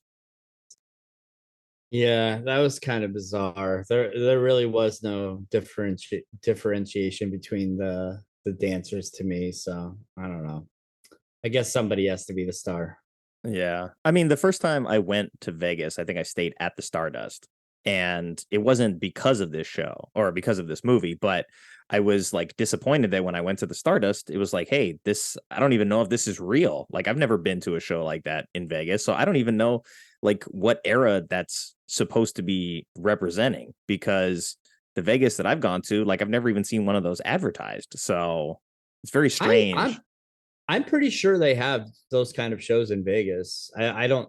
You had mentioned earlier about all the costumes and stuff being kind of over the top, but I'm pretty sure the Showgirls, that is how they actually are in real life. Like, they exaggerate kind of everything. So I would expect no less.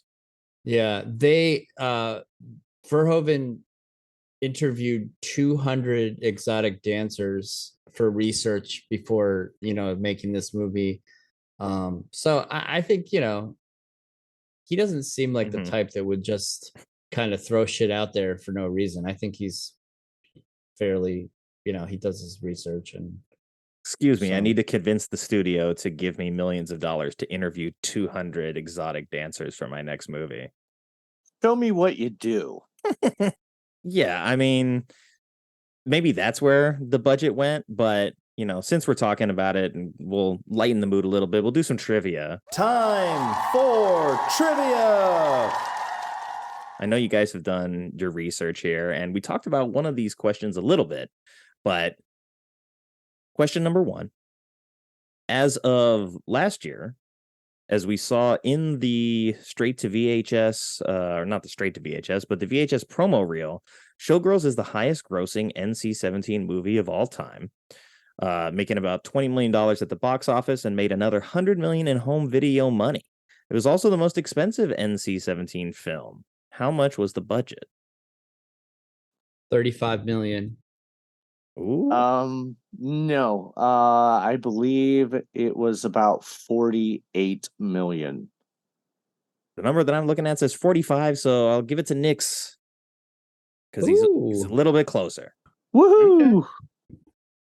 Who knows? I mean, this is estimated, but estimated at 45. Okay. Question number 2. The poster for the movie is an homage to a photograph by which Czechoslovakian photographer? Slabadabadaj. What was that? Slabadabadaj. I think he's being funny. I'm doing a Totopoulos. Totopoulos. I think I don't know the name, but I did recognize the actual picture that he was referencing. So I don't know. I didn't know it off the top of my head, but it is Tono Stano, and the picture is called Sense. And if you look that picture up, it is pretty spot on replica with the poster art. Question number 3, third and final question. In 1996, Showgirls set the all-time record for Razzie nominations. How many nominations did it receive? I think it was 7. That's what I was going to say. It was nominated for 13, and it won 7, including Worst Actress, Worst Director, Worst New Star, Worst Original Song, Worst Picture, Worst Screen Couple, and Worst Screenplay. And it also got nominated for Worst Actor, Worst Supporting Actor for both Robert Davi and Alan Rackins, and also nominated for Worst Supporting Actress and Worst Remake or Sequel. So it cleaned up at the Razzies. I think it held the record for some time as the biggest winner, having swept the Razzies that year, but it has since been replaced by something else. Razzies. That concludes our trivia segment. And I think, I don't think it's fair to Elizabeth Berkley to, again, like, she's not the worst. She's not the reason this movie failed. So I think Worst Actress is a tough label to put on her. I do like, though, that Verhoeven showed up at the Razzies to accept Worst Director and Worst Picture. So, I mean, he's a soldier. He's a trooper for going in there and knowing exactly what he's getting into and still, like, taking it with a grain of salt and having a good sense of humor about it. So props to Verhoeven. I just, that's what we were talking about. I think Godzilla versus Smog Monster. I was like, I mentioned the Golden Turkeys, and I couldn't remember the other one. It's the Razzies, and man, are they just the most dour group of people ever? They even pick on like child actors and stuff. But okay. Anyway, I had something else, but I forgot. So they made a direct-to-video sequel, and it was actually the actress who played Penny. Yeah, who was Penny? I was thinking about that. She was the one who, Al gives the big speech to, that he introduces her to the group. Oh, and then and he's like, what was this? What was his? People, the customers want class, dumb. They don't want to fuck a penny. Yeah. And then, when he leaves, she looks at Nomi and she was like, "Is he serious?" So, anyways, she wrote, directed, and starred in the direct-to-video sequel, which apparently I heard was a parody, but I did not watch it. Yeah, So you're making a parody of a satire. Okay. sounds very interesting and probably not great, but I'm glad that she got in at every level of production on that. I want to ask you too. Oh yeah, go for it, Ben. The sequel that was planned, the name was Bimbo's Nomi Does LA. Shut the fuck up. Which is kind of a great take on, Debbie Does Dallas. I'm kind of sad that we didn't get that sequel, honestly. I am too, man. I would have loved it. After the recent resurgence, maybe we get, Showgirls 2, Los Angeles edition. Or I guess maybe it's Showgirls 3 at this point. But speaking of Penny, she is the one who ends up with James. And James is an interesting character in that he kind of like sees through Nomi almost right away. And he kind of like pushes her in a direction where it's almost like some other movies that have been made about dance, where it's like, you're working on like making something for yourself, and like it's almost like legitimate dance is an option for her.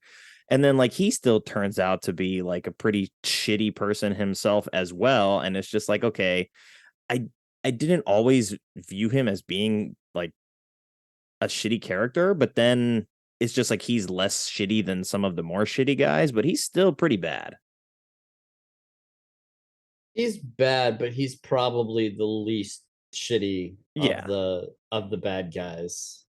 And I couldn't like remember his name, the character's name, like in the movie, like late in the movie too. I'm like, James, his name is James. And I just like, I couldn't get it to stick for some reason. I don't know why, especially having seen it twice fairly recently. I just don't know if it's like he wears a name badge. You don't really hear his name get spoken very often. And it just feels like his character, like maybe seemed like it was going to be a bigger part of the story, and then just kind of like fizzles out at the end. He's like, oh, well, she's pregnant. We're getting married. Okay, my segment of the story is done. You guys remember character names except Nomi? You guys are amazing. Crystal, Al, some of the decent ones. The boob lady, who the boob lady, the comedian chick. Yeah. Okay, I have a question about her. Were those really her boobs in that movie? I think so.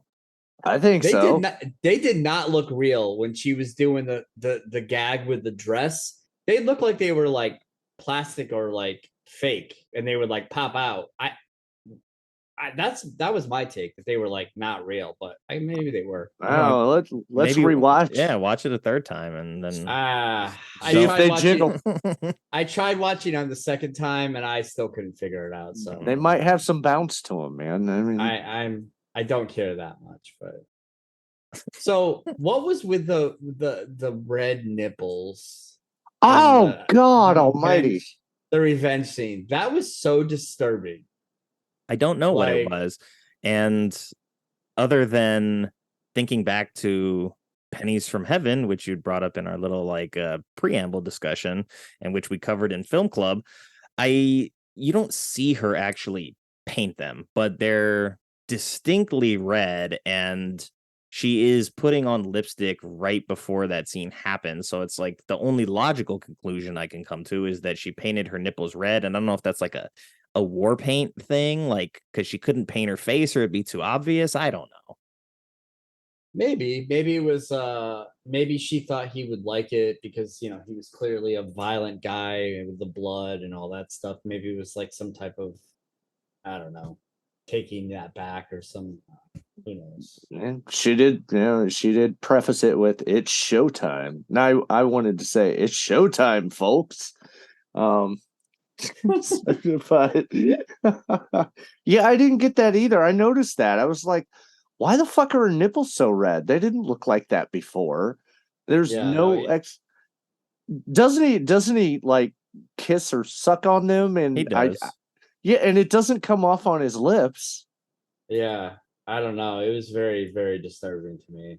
Really bizarre. It's a distraction so she can, set up her spinning back kicks, which she throws several of. And, they land with authority, and then she gets some stomping in. So, I mean, she gets to take out a lot of her frustration from the course of the whole film. And, I mean, also, she paints her nails throughout the movie, and that's kind of like a big thing that she's doing. So maybe it has something to do with that, but just a cursory search of why did Nomi paint her nipples red brings up some articles, but I don't have time to read them all right now and get you an answer. Oh, they don't put them in the headlines for clickbait? They don't. I wish. Oh man. Well, if she was painting her nipples to tie into her painting her nails, she didn't get very creative. She didn't. Not in that scene. I guess she was rushed for time. She had revenge on her mind. She couldn't get too out there with the designs. Maybe it was like how bullfighters have like a red cape. Maybe it was like so he would be distracted. Yeah. So when she tried to get only thing I can think of. When she tried to get the knife, he wouldn't be looking at something else. He'd just be focused on that. Yeah. Did you guys hypnotize him with those red nipples? Was anybody else like distracted? Like whenever they like showed her dancing, like even like at the cheetah, like when she first shows up on the stage, like they put in some like post-production, like, oh yeah. Oh, like I was wearing headphones, so maybe it was more distracting for me. But I mean, it was like there's this post-production like little grunts and uhs that she did while dancing, and it's like you don't do that while especially if you're like auditioning. They did that even in the audition. It was did anybody else notice that? I thought it was part of like the music that was playing while she was dancing. Oh no, that was her like excited to be dancing. Yeah, I think she was making those noises.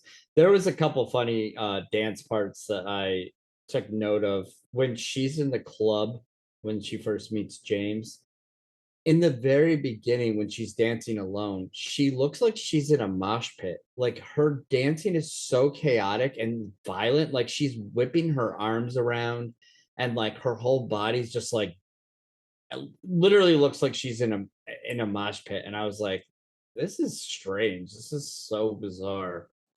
It was the beginning of her dance routine too. Like she didn't even build up to it. That's just how it started. Yeah, she came out of that curtain very aggressively. And then during the lap dance, she's like, I'll change the music. And the music for that scene was like the craziest acid jazz, like almost felt like it was like something out of like a David Lynch movie where it was just like screeching violins and like I don't know if either of you guys noticed that, but it was so like off-putting. And again, I think that was intentional. I think I really truly believe that Verhoeven was not trying to make this movie sexy, because even though it's filled with nudity, like Nick said, there's really not any actual sexy stuff in the movie. It's kind of off-putting in most of the time.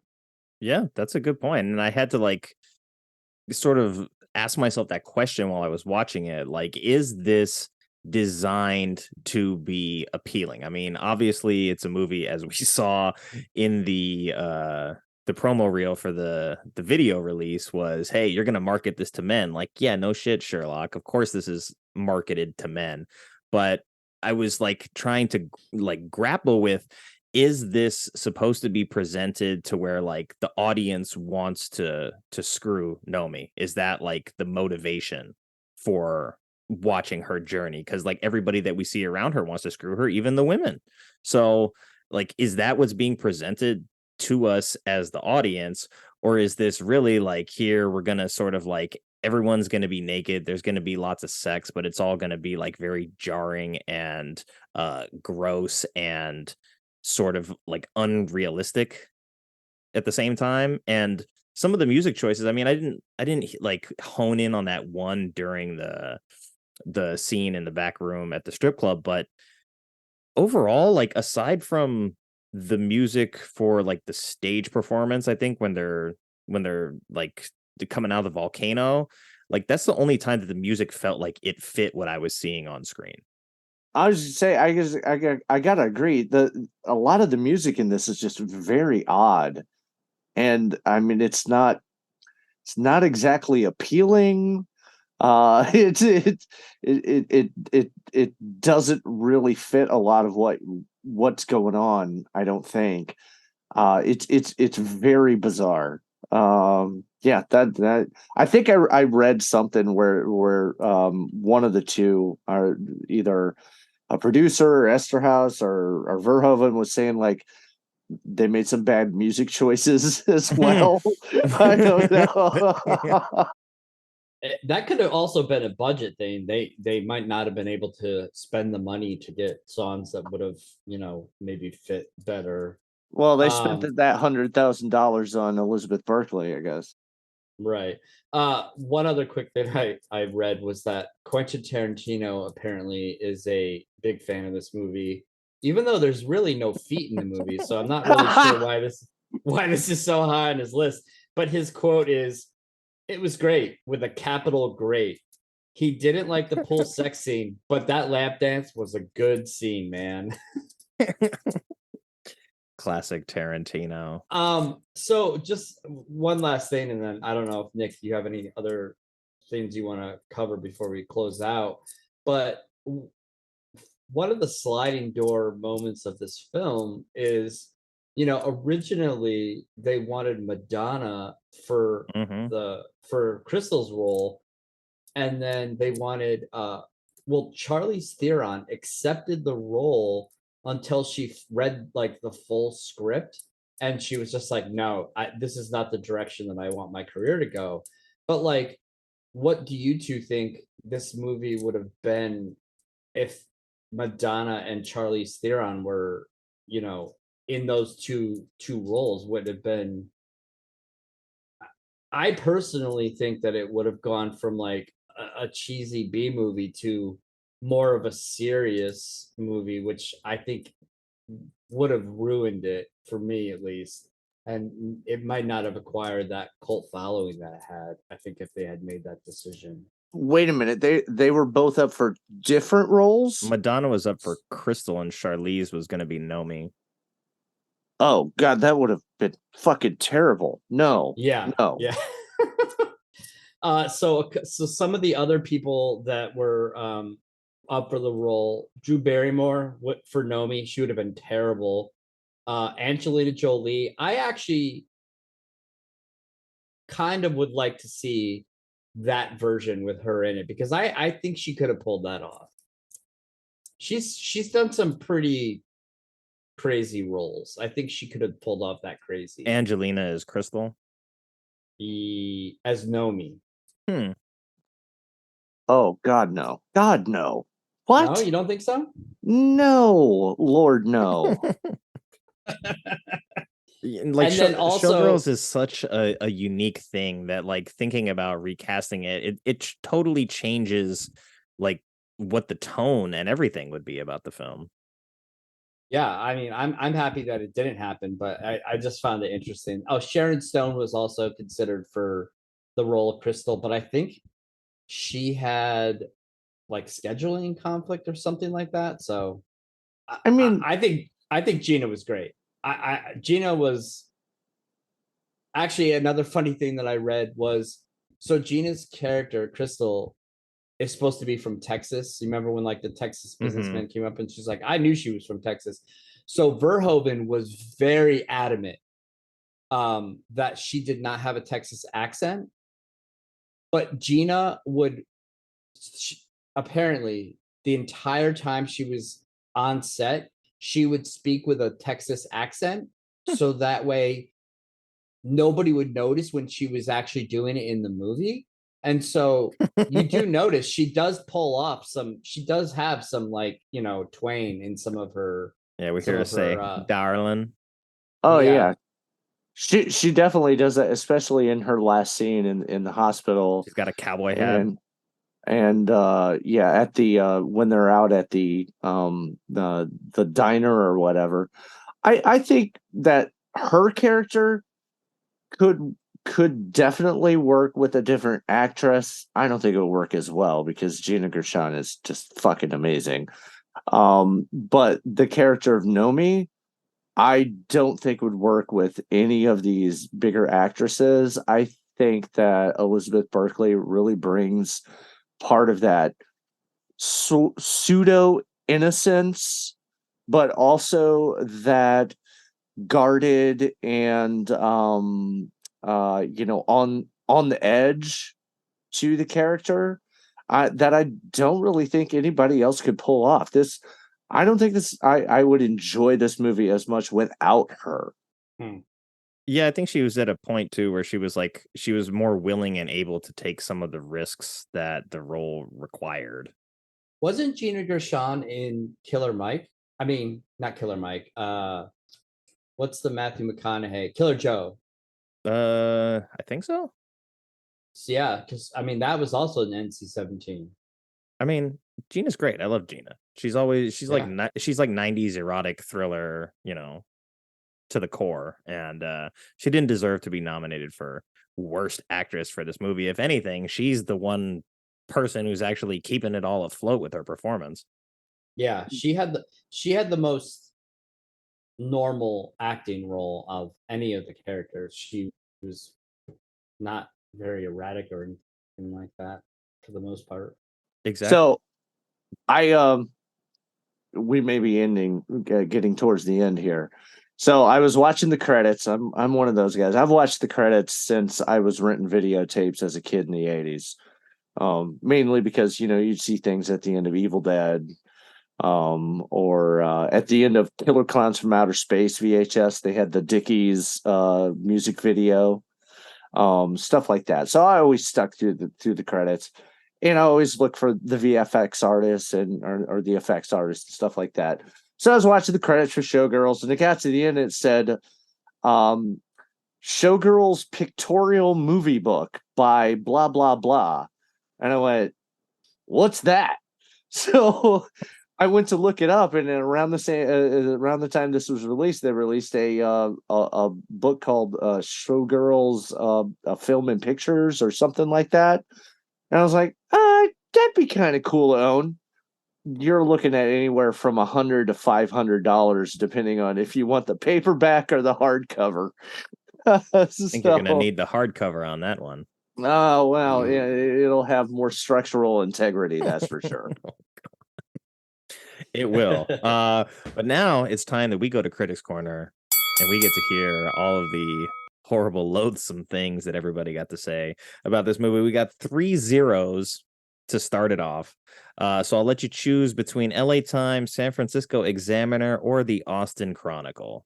Let's go Austin. I vote Austin. Austin, yeah.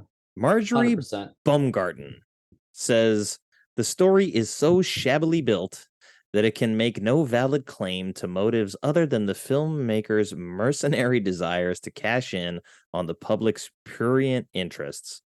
And even on this bottom feeder level, Showgirls fails to deliver the goods. Ooh, that's a scathing takedown. She didn't like it, obviously. She gave it a 0.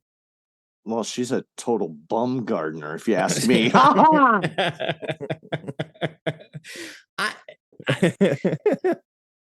I don't understand giving a film a 0. Like, it feels like a reaction that is like, I'm going to shit on this in the most, extreme way that I possibly can. Mm-hmm. But when you think about some of the movies you've watched for this podcast, this one is fairly well made. I mean, yes, it's weird. Yes, there's a lot of things that don't kind of make sense, and it's very like spastic and like very just like all over the place, but it's not a poorly made film.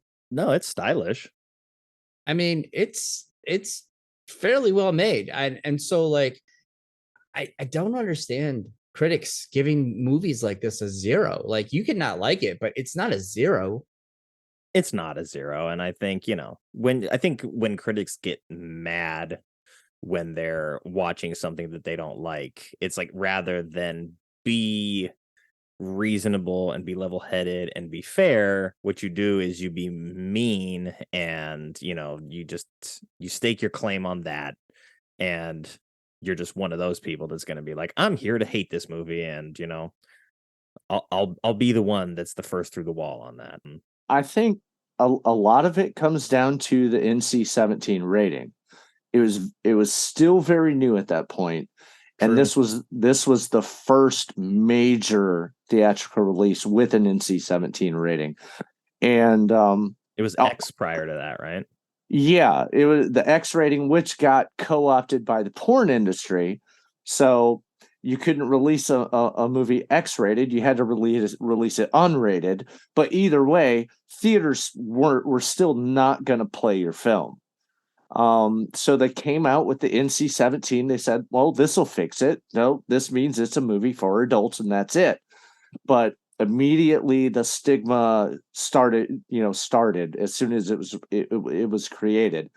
So, and then you got Verhoeven saying, well, I'm going to take advantage of this, and I'm going to bring as much nudity and sexual innuendo and whatnot that I can. So, of course, all these staunch little movie critics that like to use big words and flowery sentences to describe what the movie's like, we're going to fucking hate it. I think that has a lot to do with it. I think that's a fair point. Next on the docket, we got San Francisco Chronicle, MacLachlan. I've read some of his before. He says, what's completely baffling is that everyone in the film thinks Nomi is one heck of a dancer, even though her one move, throwing her arms out stiffly, is straight out of Dr. Strangelove. So he just he gave it a 25 out of 100. He doesn't buy into the fact that she's a good dancer when it boils down to, like, she got the part because she could do the dance moves that none of the other actresses could. So, I think there's something to be said for that, at least. Well, I think nobody in this movie can really dance. I mean, all of them are terrible. Like, even like when she and what's the guy with the dreadlocks name? James. When they're on the dance floor at the beginning, when they first meet, he's like, I could dance, and then they start throwing their arms around, and she's like, oh, you can dance. I'm like, no, he can't. Neither of you can dance. What the fuck? He's getting into some experimental avant-garde dance stuff in the 90s. Or the scene where he's showing her the part that he wrote and the dance routine that he wrote. And it was like this like weird, there was like a part where it almost was like a flash dance or what's the oh God, help me out here. Patrick Swayze Dirty Dancing. Movie. Dirty Dancing. Yeah, there was like you saw that they like almost wanted to do that, and then they didn't because it, clearly like they didn't want to go there. But yeah, nobody really can dance in this movie. It's pretty crazy. Okay, so we got both Siskel and Ebert in here with different reviews, both giving it a 50. So you got two of the most revered critics of all time, both giving it 50s. I'm going to read both of them. Starting with Gene Siskel from the Chicago Tribune, says the film's big lap dance sequence is impressive. However, if only for the sheer athleticism of Elizabeth Berkley's contortion. Later, when she pulls that same stunt in a swimming pool, we recognize the show for what it is, a male fantasy film in which the women are little more than ragdolls. And Ebert, on the other hand, also gave it a 50, but he says if the plot and screenplay are juvenile, the production values are first rate, and the lead performance by newcomer Elizabeth Berkley has a fierce energy that's always interesting. That's way more positive, even though they gave it the same score. So Ebert's always one of those guys I like to read because he tends to focus on the most positive aspects of his experience. Even though he still scored it only a 50, he didn't, he wasn't there to tear the film down. He was actually there to look for what was of value. Or tear her down. Yes, correct. He's one of the few that didn't blame it all on her. Thank you, Ebert. Even though you're an asshole when it comes to slasher and horror. He did not like a lot of horror. And we come to Ben had something to say. Did you? Go for it. No. Go ahead. Okay. It was already covered. All right. We come to the last one. It is The New Republic. Gave it a 60 out of 100. Stanley Kaufman says, "What matters much more than the story or the, for some reason, in capitals, spicy stuff is the dancing, the showbiz dancing. It's electric, exciting, and there's lots of it." So I guess he liked the spectacle of the Vegas stage shows and gave it a high score because of that. All right, Stanley. I mean, to each their own. That's totally fine. I thought it was some of the most ridiculous shit I'd ever seen in my life. But I've never seen a real one, so I have no point of comparison. Like I said, this is my only. Well, outside of other movies, I have no experience in a strip club, so I mean, I guess Nix will have to be the go-to expert on strip clubs. But it doesn't seem real to me. I can't imagine that that's actually what it's like. The strip club stuff, like regular strip clubs they go to, it's way over the top. It's nothing like that. But Vegas, like shows and stuff, I don't know, maybe. I mean, you've got not Ferrante and Teicher, they were piano players. Who's the guys with the lions? Siegfried and Roy. You know. You know, they're all, you know, explosions and whatnot going on, shit like that. So maybe like the big goddess production numbers are more close to what you see in Vegas. I don't know. But and I've never been to a Vegas strip club, but normal strip clubs, yeah, you're not going to see anything quite like you saw there. I mean, if I'm going to Vegas and I'm paying top dollar to see a show, I definitely want pyrotechnics and synchronized dancing and maybe some tigers. You never know what you're going to get when you go to Vegas. Depends on the night. One last quote I want to bring to the table before we wrap things up is Kyle MacLachlan later recalled seeing the film for the first time at the premiere. And fuck him. He says, "I was absolutely gobsmacked. I said, this is horrible, horrible. And it's a very slow, sinking feeling when you're watching the movie and the first scene comes out and you're like, oh, that's a really bad scene. But you say, well, that's okay. The next one will be better. And you somehow try to convince yourself that it's going to get better and it just gets worse." And I was like, wow, that's crazy. I mean, I really didn't see that coming. So at that point, I distanced myself from the movie. Now, of course, it has a whole other life as a sort of inadvertent satire. No, satire isn't the right word, but it's inadvertently funny. So it's found its place. It provides entertainment, though not in the way I think originally intended. It was just maybe the wrong material with the wrong director and the wrong cast. So interesting to see that someone that close to it was just like, oh boy, like I need to distance myself from it. And then like, oh, wait a second, it's sort of found a second life. Maybe it isn't that bad after all. What a piece of shit, man. How you're working for Paul Verhoeven. And hey, you don't what? Don't speak poorly about Agent Cooper. I mean, I love Agent Cooper, but I mean, come on, dude. You're working for Verhoeven. You read the script. I mean, come on. Must feel weird not having people come on you. I mean, you telling me that you don't understand what kind of film this is, dude? And then you're ashamed of it? Come on. Also, this is coming from the man who looks like Andy Warhol in this movie. Yeah, he does. The worst haircut imaginable. It is the worst haircut I've maybe seen by any leading actor that I can remember. It's so bad. I even had in my notes, I said MacLachlan has this stupid ass haircut. And I don't know, like, if that's the way that you convey like wealth and power in your movie, like you need to take a step back, go back to the dressing room, get hair and makeup in there and change things up a little bit. He's like, I'm so cool with my bangs. Watch them flip in the wind with my convertible Ferrari. I love when James is like, that guy gave you flowers? And he's like, he's a pimp. Like, that is the farthest thing from a pimp. If he's a pimp, that is a weak pimp. Now, I wonder if that quote came from around at one point they re-released this as a midnight movie. Yeah. It's where it gained most of its traction.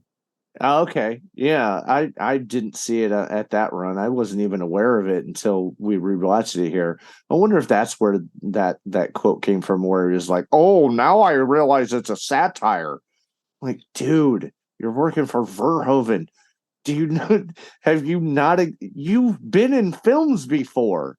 Mm-hmm. Um, You would assume that he knows who Paul Verhoeven is at that point as well. Is who the familiar fuck with his doesn't? work. We'd already had RoboCop, Total Recall, unless you took those at face value. But you know what? I think that happened with Starship Troopers too, Yeah. which came out right after there. A lot of people were like, "Oh, this is just military propaganda." I'm sorry. Like, no, it ain't. Are we watching the same movie? Verhoeven's always, I think, kind of had that problem. I mean, I guess that means it's good. He's good at what he does, where it's like you have to ask yourself whether or not like he's trying to be funny. He's, like I say, he's walking like a very fine line. And I think with this movie, especially, like, it's hard to stay balanced on that line because it is a satire, but then it has like these very misogynistic elements. And so like it's sort of like it's losing its balance on sort of like both sides along the way. And so I think ultimately it's maybe more of like an unbalanced finished product than it is like an outright bad film. And so I'm glad that it is like found a second life and that it's got this special like 4K Blu-ray release and that people have rallied behind it. And you know, we're approaching the 30-year anniversary, so maybe it does sort of get a re-examination, and you know, the whole conversation around this might change over the next couple of years. Do you think maybe that unbalancedness comes from the Eszterhas screenplay? Yeah, for sure. Because, you know, Verhoeven didn't want to do it after reading the screenplay, and then it underwent like massive rewrites. So my instincts are like, yeah, that was a problem in the vision from the script, and then the vision of a guy who's coming off of like what Basic Instinct, RoboCop at this point. So, you know, he's got his vision for it. Here's the script, but then he wanted the actors to not ad lib anything. So whatever the revised script was, he wanted to have them adhere to that very closely. So I mean, this is not an easy film to make, regardless. Like, even if you were to try to make this today and to sort of rectify the issues that this movie has, I don't know that you even in the most adept hands, I don't know that this movie revisited now trying to address some of the issues from then. Like, I don't know if you can clean it up and get like the intent of this movie and have it be like a clean experience. No. Yeah, I think Verhoeven's the perfect director for this movie. I tried to, on the second viewing, I tried to imagine another director doing this movie. I can't really come up with some. I mean, you know, you could have like maybe somebody from like the Roger Corman era or something, but like Verhoeven in every single movie that he makes, he does, like you said, he walks that tightrope of like, is this real? Is it serious? Is it parody? Is it, you know, societal, you know, judgment of, you know, the times? Or, you know, I mean, look at RoboCop. RoboCop is not a straight action film. There's so much going on there, and you know, every time you watch it, you kind of get more of that. But like, I love Verhoeven. He's one of my favorite directors. I appreciate everything that he does, and I think because he is so intentional, I don't think that anything was just an accident in this movie. So, Absolutely not, man. Absolutely not. Hey, have either of you seen Turkish Delight? No. No, it's a very early Verhoeven flick that stars Rukerhauer or Rutgerhauer. How do you pronounce it? I say Rutger, but it probably is Rutger. It sounds cooler. Yeah, right. Well, before we close out, I just want to say my favorite quote from a Verhoeven film starring Rutger Hauer, and here it is: "A guy's got his cock stuck." What is it stuck in? His zipper. Okay.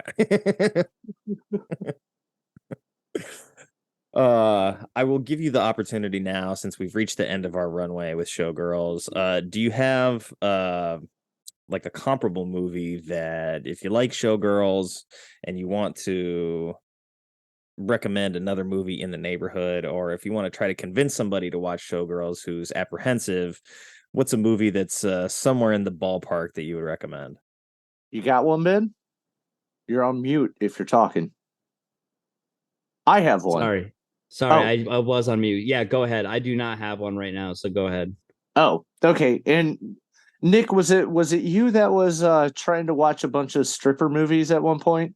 Yes, the strip-a-thon that included Magic Mike. We never finished that because we had a lot of stuff going on with the family, the hospital stuff. So that's sort of on the back burner. But yes, Showgirls was one of the strip-a-thon movies. Yeah, no worries. One of the ones I suggested towards the end of it, and I don't even remember if it was an actual good movie, but I found it very interesting at the time that I watched it. It's called Dancing at the Blue Iguana.